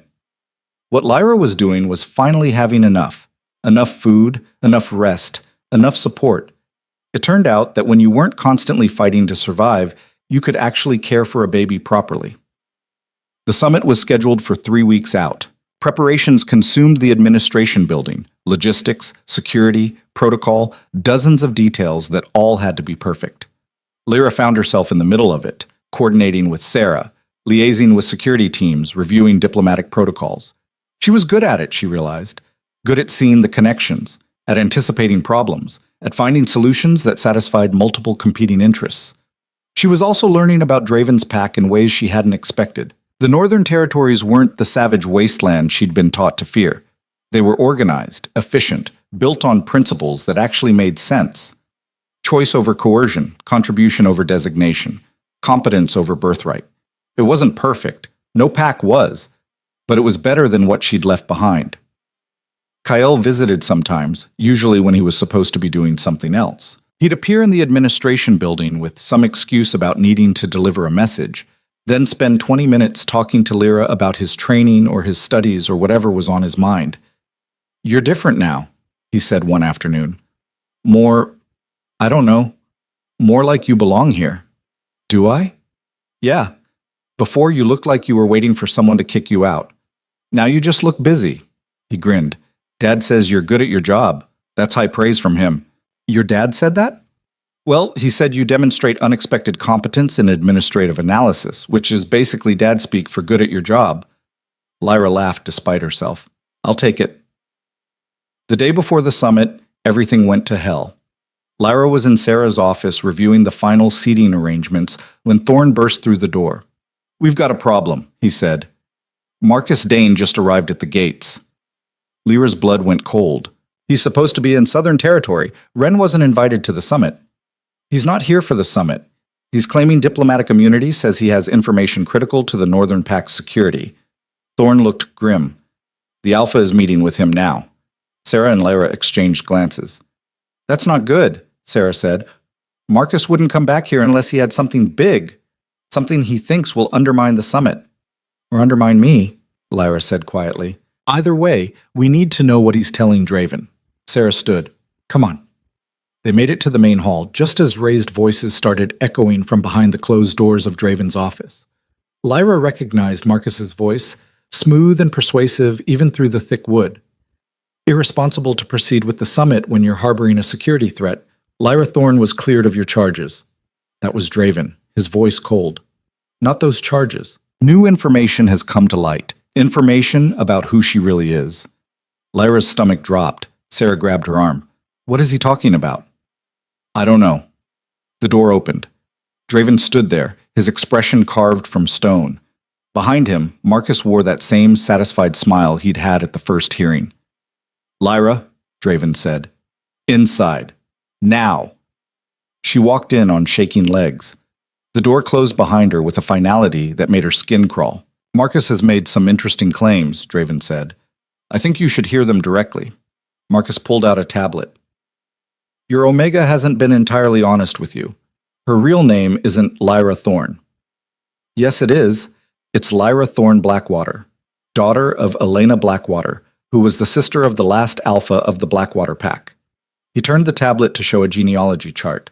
The Blackwater Pack controlled the Northern Territories 50 years ago, before they were overthrown and scattered. Elena married into Southern Ridge to escape the Purge, changed her name, hid her heritage. Lyra stared at the chart, her mind reeling. Her mother's maiden name had been Blackwater, but she'd never known why the name change mattered. Her mother had never talked about it. "So what?" she managed. "That's ancient history." "Is it?" Marcus's smile widened. The Blackwater Pack had a claim to these territories, a claim that passes through bloodlines, which means you, Lyra Thorne Blackwater, have a legal right to challenge for Northern Pack leadership. The room spun. "That's insane," Lyra said. I've never wanted." "Doesn't matter what you want. The law is clear. Bloodline claims supersede pack structure." Marcus looked at Draven. "Which means she's not just some desperate Omega you saved. She's a legitimate threat to your authority." Draven's expression was unreadable. "Get out, Marcus." "I'm just delivering information that—" "Get out." Marcus left, still smiling. The silence in the office was suffocating. "Did you know?" Draven asked finally. "No. I knew my mother's maiden name was Blackwater, but she never told me why it mattered. She never talked about her family, about the North. I just thought it was a name. And if you had known? Would you have told me?" Lyra met his eyes. "Yes, Because I don't want your pack. I don't want leadership or power or any of that. I just want my daughter to be safe. People will say you manipulated your way here to position yourself for acclaim. I know. The council will demand an investigation. Some will call for your exile regardless of the life debt. I know that too. Draven moved to the window, staring out at his territory. There's a way through this. If you formally renounce any claim to leadership, if you swear loyalty to the Northern Pack under my authority, the legal threat disappears. Then I'll do it. It's not that simple. A formal renunciation requires a ceremony, witnesses, the full council present, and it has to be your choice, completely voluntary, no coercion. He turned to face her. If anyone claims I forced you to renounce, the whole thing becomes invalid and we're back where we started. No one's forcing me. I'm choosing this. Tomorrow, in front of everyone at the summit, that's when you'll have to do it. In front of 24 packs, in front of Marcus and anyone else waiting for you to slip up. Draven's expression was serious. Can you handle that? Lyra thought about everything she'd survived. The exile, the winter, the hearing. She thought about the work she'd done over the past weeks. The value she'd created, the place she'd started to build for herself and Era. She thought about Marcus's smug face, convinced he'd found the weapon that would destroy her. And she felt something shift inside her. Not fear, not desperation, but something harder, angrier, more determined. Yes, she said, I can handle it. The next morning, the summit hall was packed. Representatives from 23 packs filled the seats, their delegations crowding the space until it was standing room only. Lyra stood backstage with Sarah, listening to the murmur of voices, the speculation about why the Northern Alpha had called for an opening ceremony before the formal negotiations. You don't have to do this, Sarah said quietly. There are other ways to handle the situation. No, there aren't. This ends it cleanly. Lyra adjusted her clothes, formal attire that Sarah had provided, dark and well-made. Besides, I want to. I want everyone to see that I'm choosing this. Even Marcus? Especially Marcus. Draven stepped onto the stage and the hall went silent. His presence commanded attention, the way gravity commanded falling objects, absolute and undeniable. Thank you all for coming, he said, his voice carrying easily. Before we begin the formal summit proceedings, there's a matter of pack law that requires public resolution. Whispers rippled through the crowd. Lyra Thorne, please come forward. Lyra walked onto the stage, feeling the weight of hundreds of eyes. She saw Marcus in the third row, sitting with Wren's delegation. His expression was expectant, hungry. Draven turned to the assembly. It's recently come to light that Lyra Thorne is descended from the Blackwater line, the former Northern Pack Alphas. Under traditional law, this gives her the right to challenge for leadership of the Northern Territories. The whispers became louder, some shocked, some intrigued, some angry. However, Draven continued, Lyra has chosen to formally renounce any such claim and swear loyalty to the Northern Pack under my leadership. This is her choice, made freely and without coercion. I've asked you here to witness it. He turned to Lyra. Do you, Lyra Thorne Blackwater, renounce all claims to Northern Pack leadership derived from your bloodline? Lyra took a breath. This was it. The moment that would define everything that came after. I do, she said clearly. I renounce all claims to leadership. My bloodline gives me no rights here beyond what any other pack member would have. And do you swear loyalty to the Northern Pack, to contribute to its welfare, to abide by its laws, and to accept my authority as Alpha? I do. Then by the authority vested in me as Northern Pack Alpha, I accept your oath. Draven's expression was formal, but there was something else there. Respect, maybe, or recognition. You are no longer an outsider under protection. You are a member of this pack, with all the rights and responsibilities that entails. The hall erupted in noise, some applause, some angry protests, some just confused chatter. Marcus stood abruptly. This is a farce. She's clearly being coerced. Sit down, Marcus, a voice called from the back. Lyra couldn't see who, but several others echoed the sentiment. The woman just gave up a legitimate leadership claim, another voice added. That's not coercion, that's choice. Marcus's face darkened, but he sat. Draven gestured for silence. The matter is resolved. Lyra Thorne is a member of the Northern Pack. Anyone who wishes to challenge this decision can take it up with me directly. The way he said it made it clear what kind of challenge he meant. the physical kind. No one moved. Good. Let's begin the summit. Lyra walked off stage as the formal proceedings started, her legs shaking with adrenaline. Sarah met her in the wings. You did it, Sarah said. You actually did it. Did I have a choice? Yes. You could have claimed the leadership right, challenged Draven, tried to take the pack. It would have failed, but you could have tried. Sarah's expression was serious. Instead, you gave it up publicly. That takes either stupidity or integrity, and I don't think you're stupid. I don't want power, I just want a place to belong. Yeah, I'm starting to get that. Sarah handed her a tablet. Come on, we've got a summit to help run. The rest of the day was a blur of negotiations, side conversations, and careful diplomatic maneuvering. The defense pact proposal was well received by the smaller packs, exactly as Lyra had predicted. 3 of them signed preliminary agreements before the day was done. Ren's delegation looked frustrated. Marcus looked furious. By evening, when the formal sessions ended and delegations scattered to their accommodations, Lyra was exhausted but satisfied. They'd accomplished what they'd set out to do, undermined Ren's coordination, built new alliances, positioned the Northern Pack as a stabilizing force rather than a threat. And she'd played a real role in making it happen. Draven found her in the administration office as she was finishing her notes on the day's proceedings. You should be resting, he said. So should you. He smiled slightly. Fair point. He moved to the window, looking out at the stronghold. What you did today, the renunciation, that wasn't easy. It was necessary. Still, you gave up something real, something that could have given you power. Lyra set down her tablet. I've spent my whole life watching people chase power, watching them sacrifice everything, morals, relationships, basic decency, for it. My old alpha, Marcus, even my own father, in his way.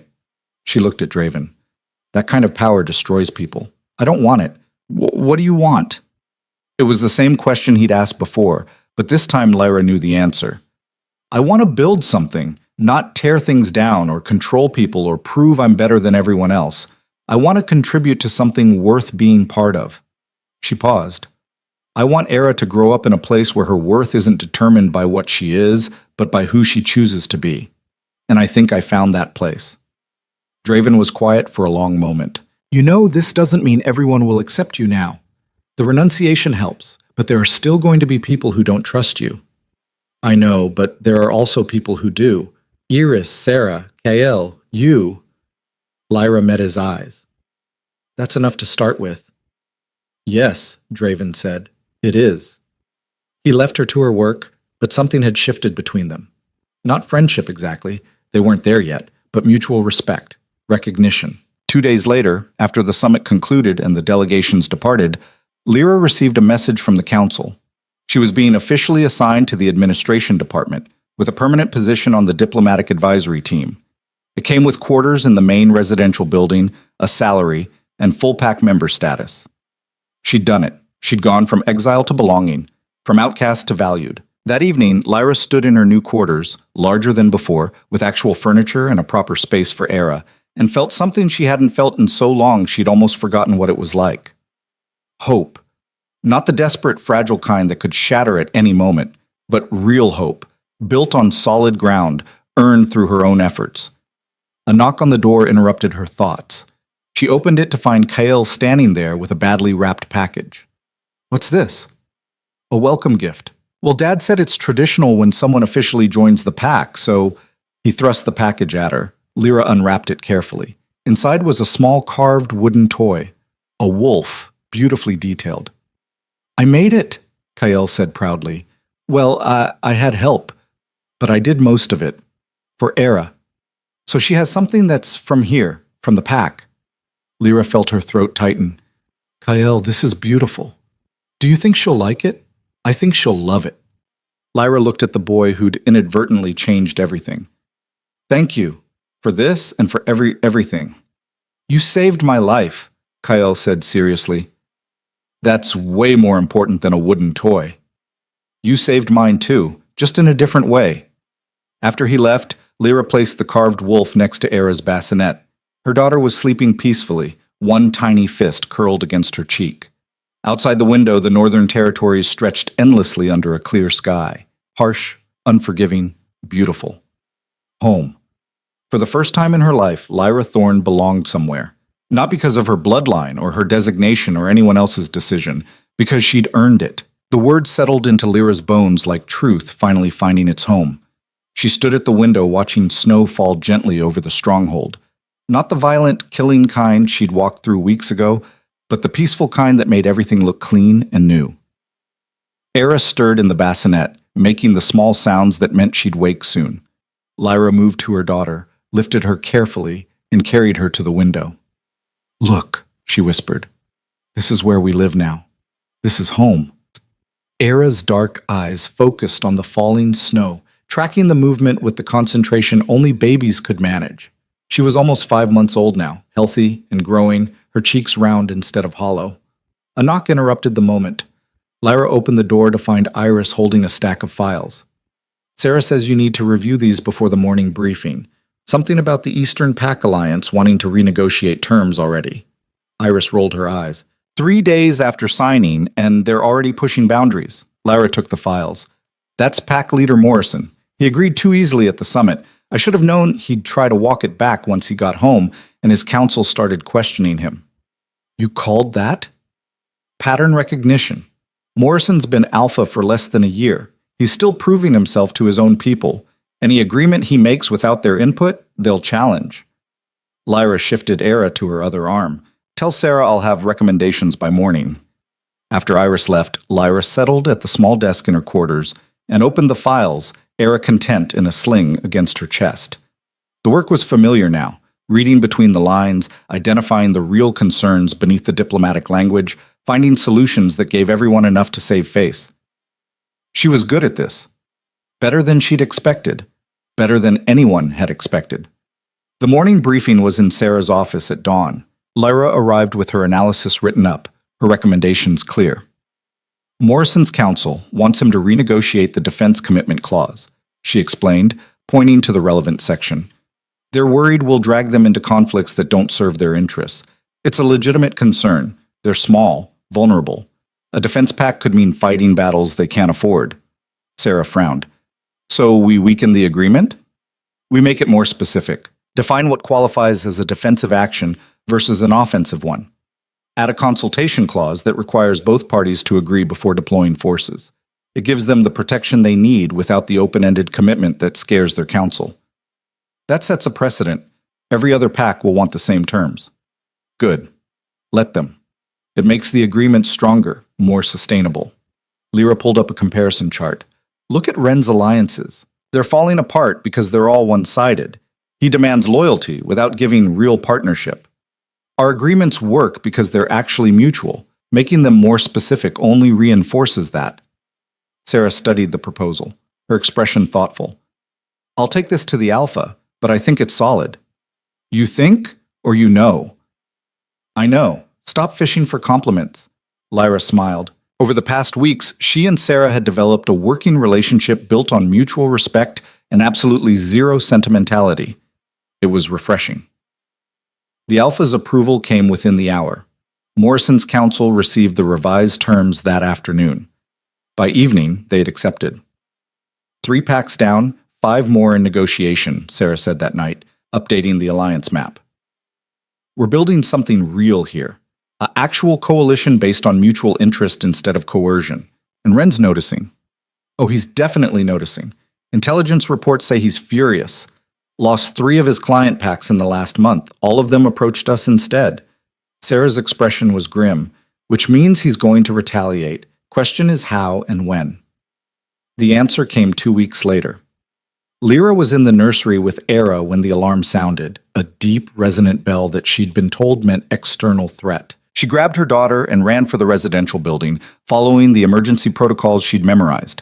Iris met her in the corridor. "Stay in your quarters. Lock the door. Don't open it for anyone except me or the Alpha." "What's happening?" "Ren's forces. They've crossed the border, claiming we violated territory agreements. It's bullshit, but they're armed and they're not backing down." Lyra's blood went cold. "How many?" "Too many for this to be an accident. This is deliberate." Iris was already moving. "Stay safe, I mean it." The next hours were agony. Lyra paced her quarters with Era, listening to distant sounds she couldn't identify, trying not to imagine the worst. She'd just found safety, just built something worth having. The thought of losing it to Ren's aggression made her want to scream. A knock on the door made her jump. "It's me!" Iris called. Lyra opened it. Iris looked exhausted but unhurt. "Status?" "Standoff? Ren's forces are at the eastern border making demands. Draven's meeting with their commander now." Iris came inside, closed the door. "But here's the thing. The demands don't make sense. They're claiming we attacked one of their patrols, but they can't provide evidence. They're claiming border violations we didn't commit. It's like they're manufacturing reasons for conflict." Lyra's mind raced. Because they are. This isn't about actual grievances. It's about creating justification for aggression. Ren needs an excuse to move against the Northern Territories, and he's building one. How do we prove that? We don't need to prove it. We need to make him prove his accusations. Lyra handed Era to Iris, moved to her desk, started pulling up files. If his claims are fabricated, he won't have real evidence. We call for neutral arbitration, force him to present his case in front of witnesses. That could backfire if he's prepared fake evidence. Then we prepare real evidence that contradicts it. Patrol logs, witness statements, surveillance data, everything that shows we've been exactly where we're supposed to be. Lyra was writing fast now, laying out the strategy. And we do it publicly. Invite the regional council, the PACs from the summit, everyone. Make this about credibility, not just territorial disputes. Iris read over her shoulder. This is risky. Everything's risky. But sitting here waiting for Ren to dictate terms is worse. Lyra looked at her. I need to get this to Draven. He's in the command center. It's locked down. Then get me in. Iris hesitated, then nodded. Give me 10 minutes. She left with Era, promising to take her to the secure nursery. Lyra used the time to refine her proposal, anticipating objections, building the case. When Iris returned, she had 2 guards with her. They'll escort you. Don't make me regret this. The command center was in the Stronghold's core, a heavily fortified room filled with monitors, maps, and grim-faced people coordinating the response. Draven stood at the center, his voice calm as he issued orders. He saw Lyra and his expression flickered. Surprise. Then something harder to read. This better be important, he said. Lyra handed him the tablet. Ren's manufacturing this conflict. His claims won't hold up to scrutiny. We need to call for neutral arbitration and force him to prove his accusations publicly. Draven read fast, his eyes scanning the proposal. This assumes he'll agree to arbitration. He will, because refusing makes him look like he's hiding something. And if he agrees, we control the narrative. And if he has fabricated evidence, then we expose it as fabricated. We have patrol logs, surveillance, witnesses. Our data is real. His isn't. Truth has a consistency that lies don't. Draven looked at her for a long moment. Then he turned to his second-in-command. Get me a secure line to the regional council head. We're requesting formal arbitration. The next 72 hours were a blur of preparation. Lyra worked alongside Sarah and the intelligence team, compiling every piece of evidence they had. Patrol routes, timestamps, witness statements from PAC members who'd been at the border during the alleged violations. The picture that emerged was clear. The Northern PAC had been exactly where they were supposed to be. No border crossings, no attacks, no violations. If Ren's forces claimed otherwise, they were lying. The arbitration was set for neutral ground, a meeting hall maintained by the regional council for exactly these purposes. 3 neutral alphas would serve as arbiters, hearing evidence from both sides. Lyra wasn't allowed to attend. She wasn't officially part of the Northern PAC's leadership, and Ren's delegation had already objected to her presence. But she'd done her part. The evidence was compiled, the strategy set. Now she could only wait. Draven left with a small delegation, Sarah, Garrett, and 3 others. The stronghold felt empty without them, tense with anticipation. Lyra spent the time in the administration building, monitoring communications, coordinating with the intelligence team. Iris stayed close, providing updates when they came through. First session just ended, Iris reported on the second day. Ren presented his evidence, patrol logs claiming Northern PAC forces crossed into Southern Territory on 3 separate occasions. And our response? Sarah's tearing it apart. The timestamps don't match satellite data. The locations are wrong. It's sloppy fabrication. Iris grinned. Apparently, one of the alleged border crossings happened when our entire patrol was documented 40 miles away, responding to a weather emergency. Lyra felt a surge of satisfaction. They didn't expect us to have that level of documentation. No one does, but Draven's been obsessive about record keeping since he took over. Said his father lost a territorial dispute because he couldn't prove where his forces were. He's never made that mistake. The second day of arbitration brought new developments. One of Wren's own patrol members broke ranks, admitted the logs were falsified on orders from command. The defection caused chaos. The arbiters are pissed, Iris reported, falsifying evidence to justify military action. That's not just a violation of protocol, it's grounds for sanctions.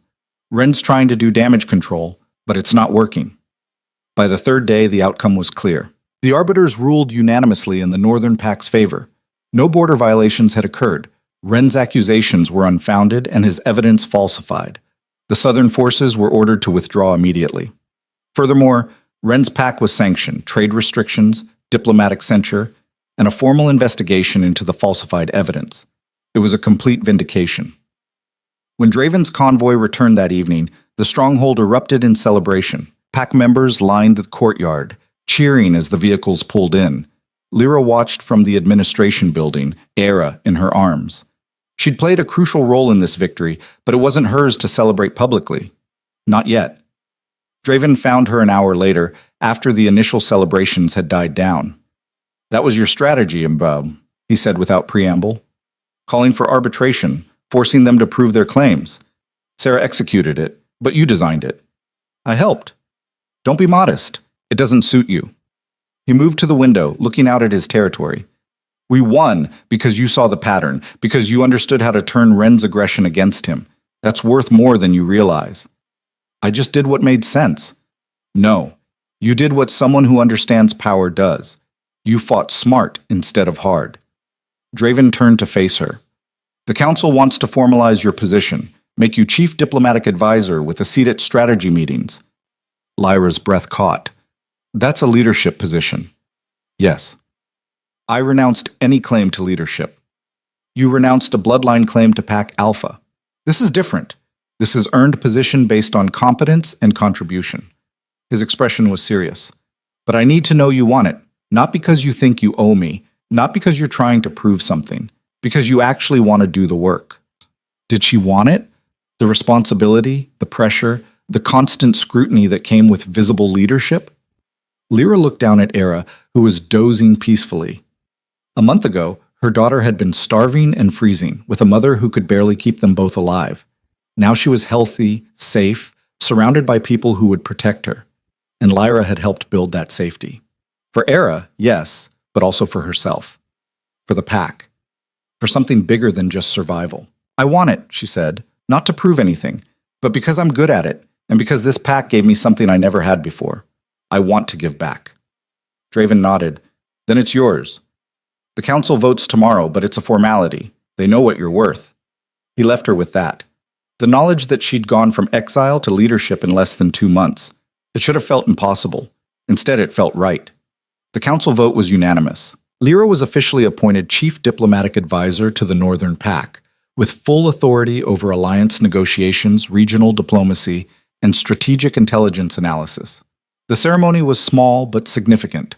She stood before the Council, Draven at the center, and swore the same oath every pack leader swore.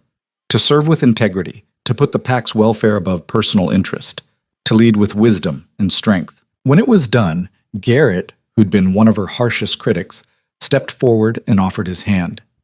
"You've earned this," he said gruffly. "Don't make us regret it." "I won't." Over the following weeks, Lyra settled into her new role. It was demanding work, constant negotiations, crisis management, strategic planning, but she thrived on it. Every problem solved, every alliance strengthened, every threat neutralized, felt like proof that she belonged here. The pack noticed. Slowly, the whispers changed from suspicion to respect. People who'd once crossed the hall to avoid her now sought her advice. Warriors who'd dismissed her as just an Omega started treating her opinions as valuable. It wasn't universal. There were still people who resented her rise, who saw her as an outsider who'd gotten lucky. But their voices grew quieter as her track record grew stronger. Kyle visited regularly, proudly telling anyone who'd listen that Lyra was his friend. He'd started training with the junior warriors, and he'd show her his progress. New techniques, stronger forms, increasing confidence. Dad says when I'm older, I can join diplomatic missions, he told her one afternoon. Learn the political side too, not just combat. That's good. A strong alpha needs both. You think I'll be alpha someday? Lyra looked at the boy who'd inadvertently saved her life by being in the right place at the wrong time. I think you'll be whatever you choose to be. That's the whole point of what your father's building here. 3 months after the arbitration victory, Lyra received an unexpected visitor. A young woman appeared at the stronghold gates, escorted by Border Patrol. She was thin, exhausted, with the hollow-eyed look of someone who'd traveled far with limited resources. When Lyra saw her in the processing room, her heart stopped. Mara? Her younger sister looked up, and tears immediately started streaming down her face. Lyra! Oh God, Lyra! I found you! They stood there for a moment, neither quite believing the other was real.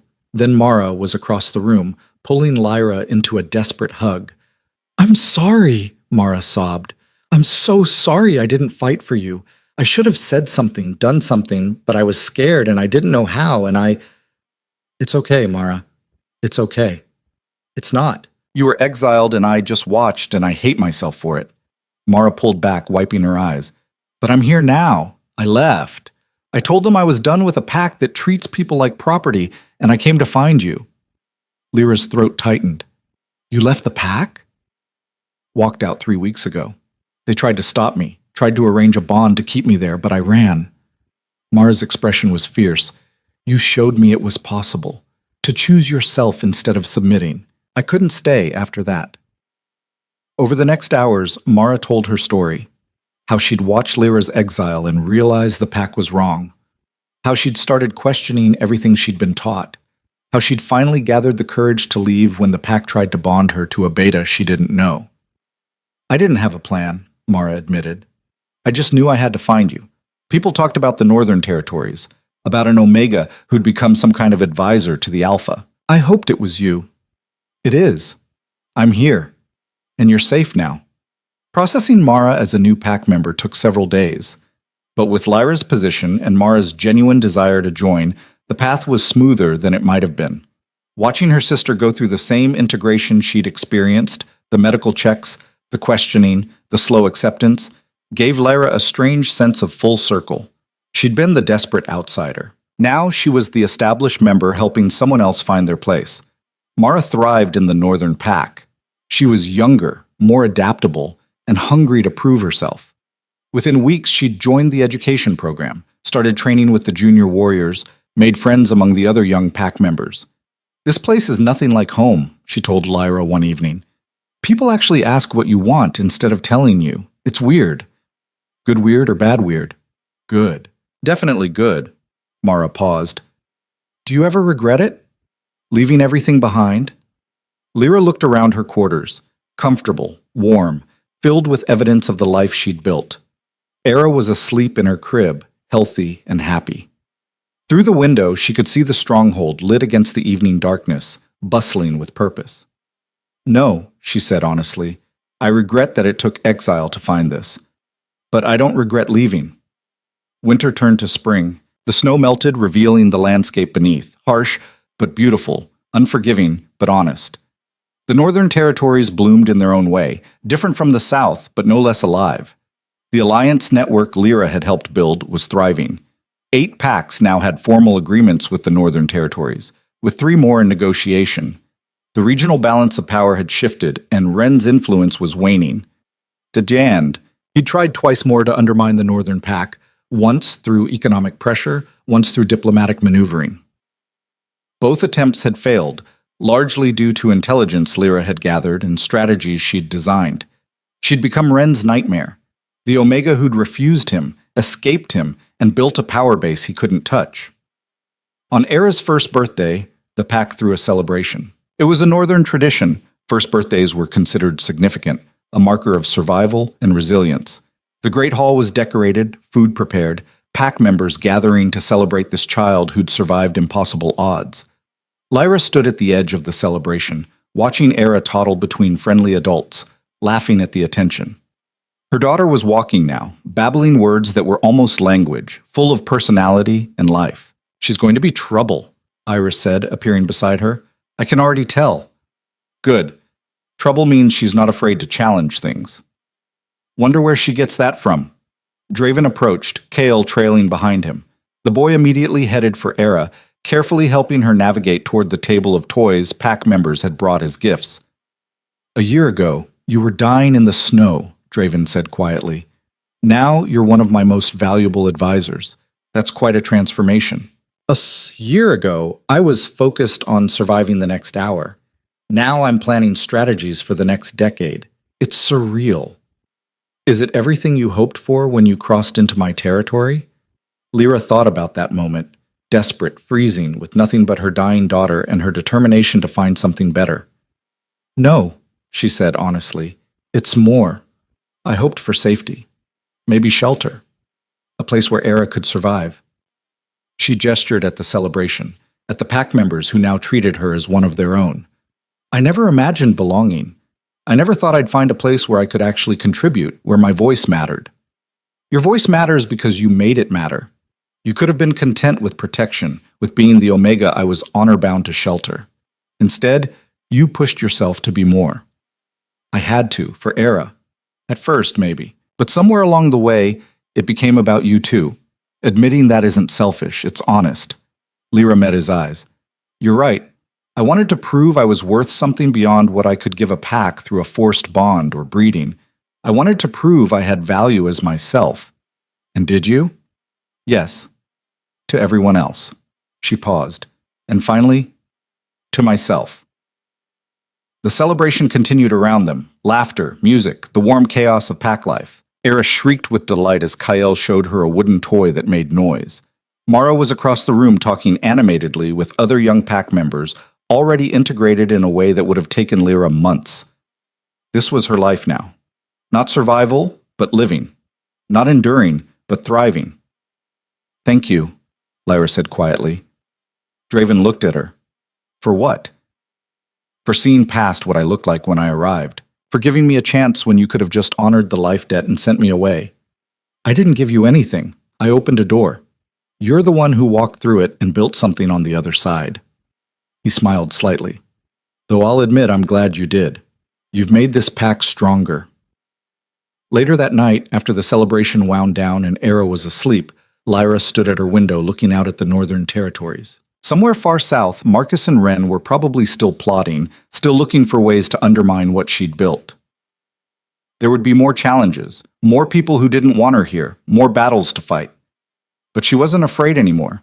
She'd survived exile. She'd survived winter. She'd survived people trying to break her, control her, erase her. And she'd done more than survive. She'd transformed, from victim to survivor to leader, from powerless to powerful. From Omega who was told her only value was submission to advisor who shaped pack's strategy. The journey had been brutal, but it had also been necessary. Lyra thought about the woman who'd crossed into Northern Territory months ago, starving, desperate, certain she was walking toward death. If she could go back and tell that woman what waited on the other side of that choice, she wasn't sure she'd be believed. But she'd tell her this: keep walking, keep fighting. Keep choosing yourself even when everyone else tells you you're worthless. Because on the other side of that impossible journey was a life worth living. A soft sound made her turn. Era was stirring, not quite awake, but restless.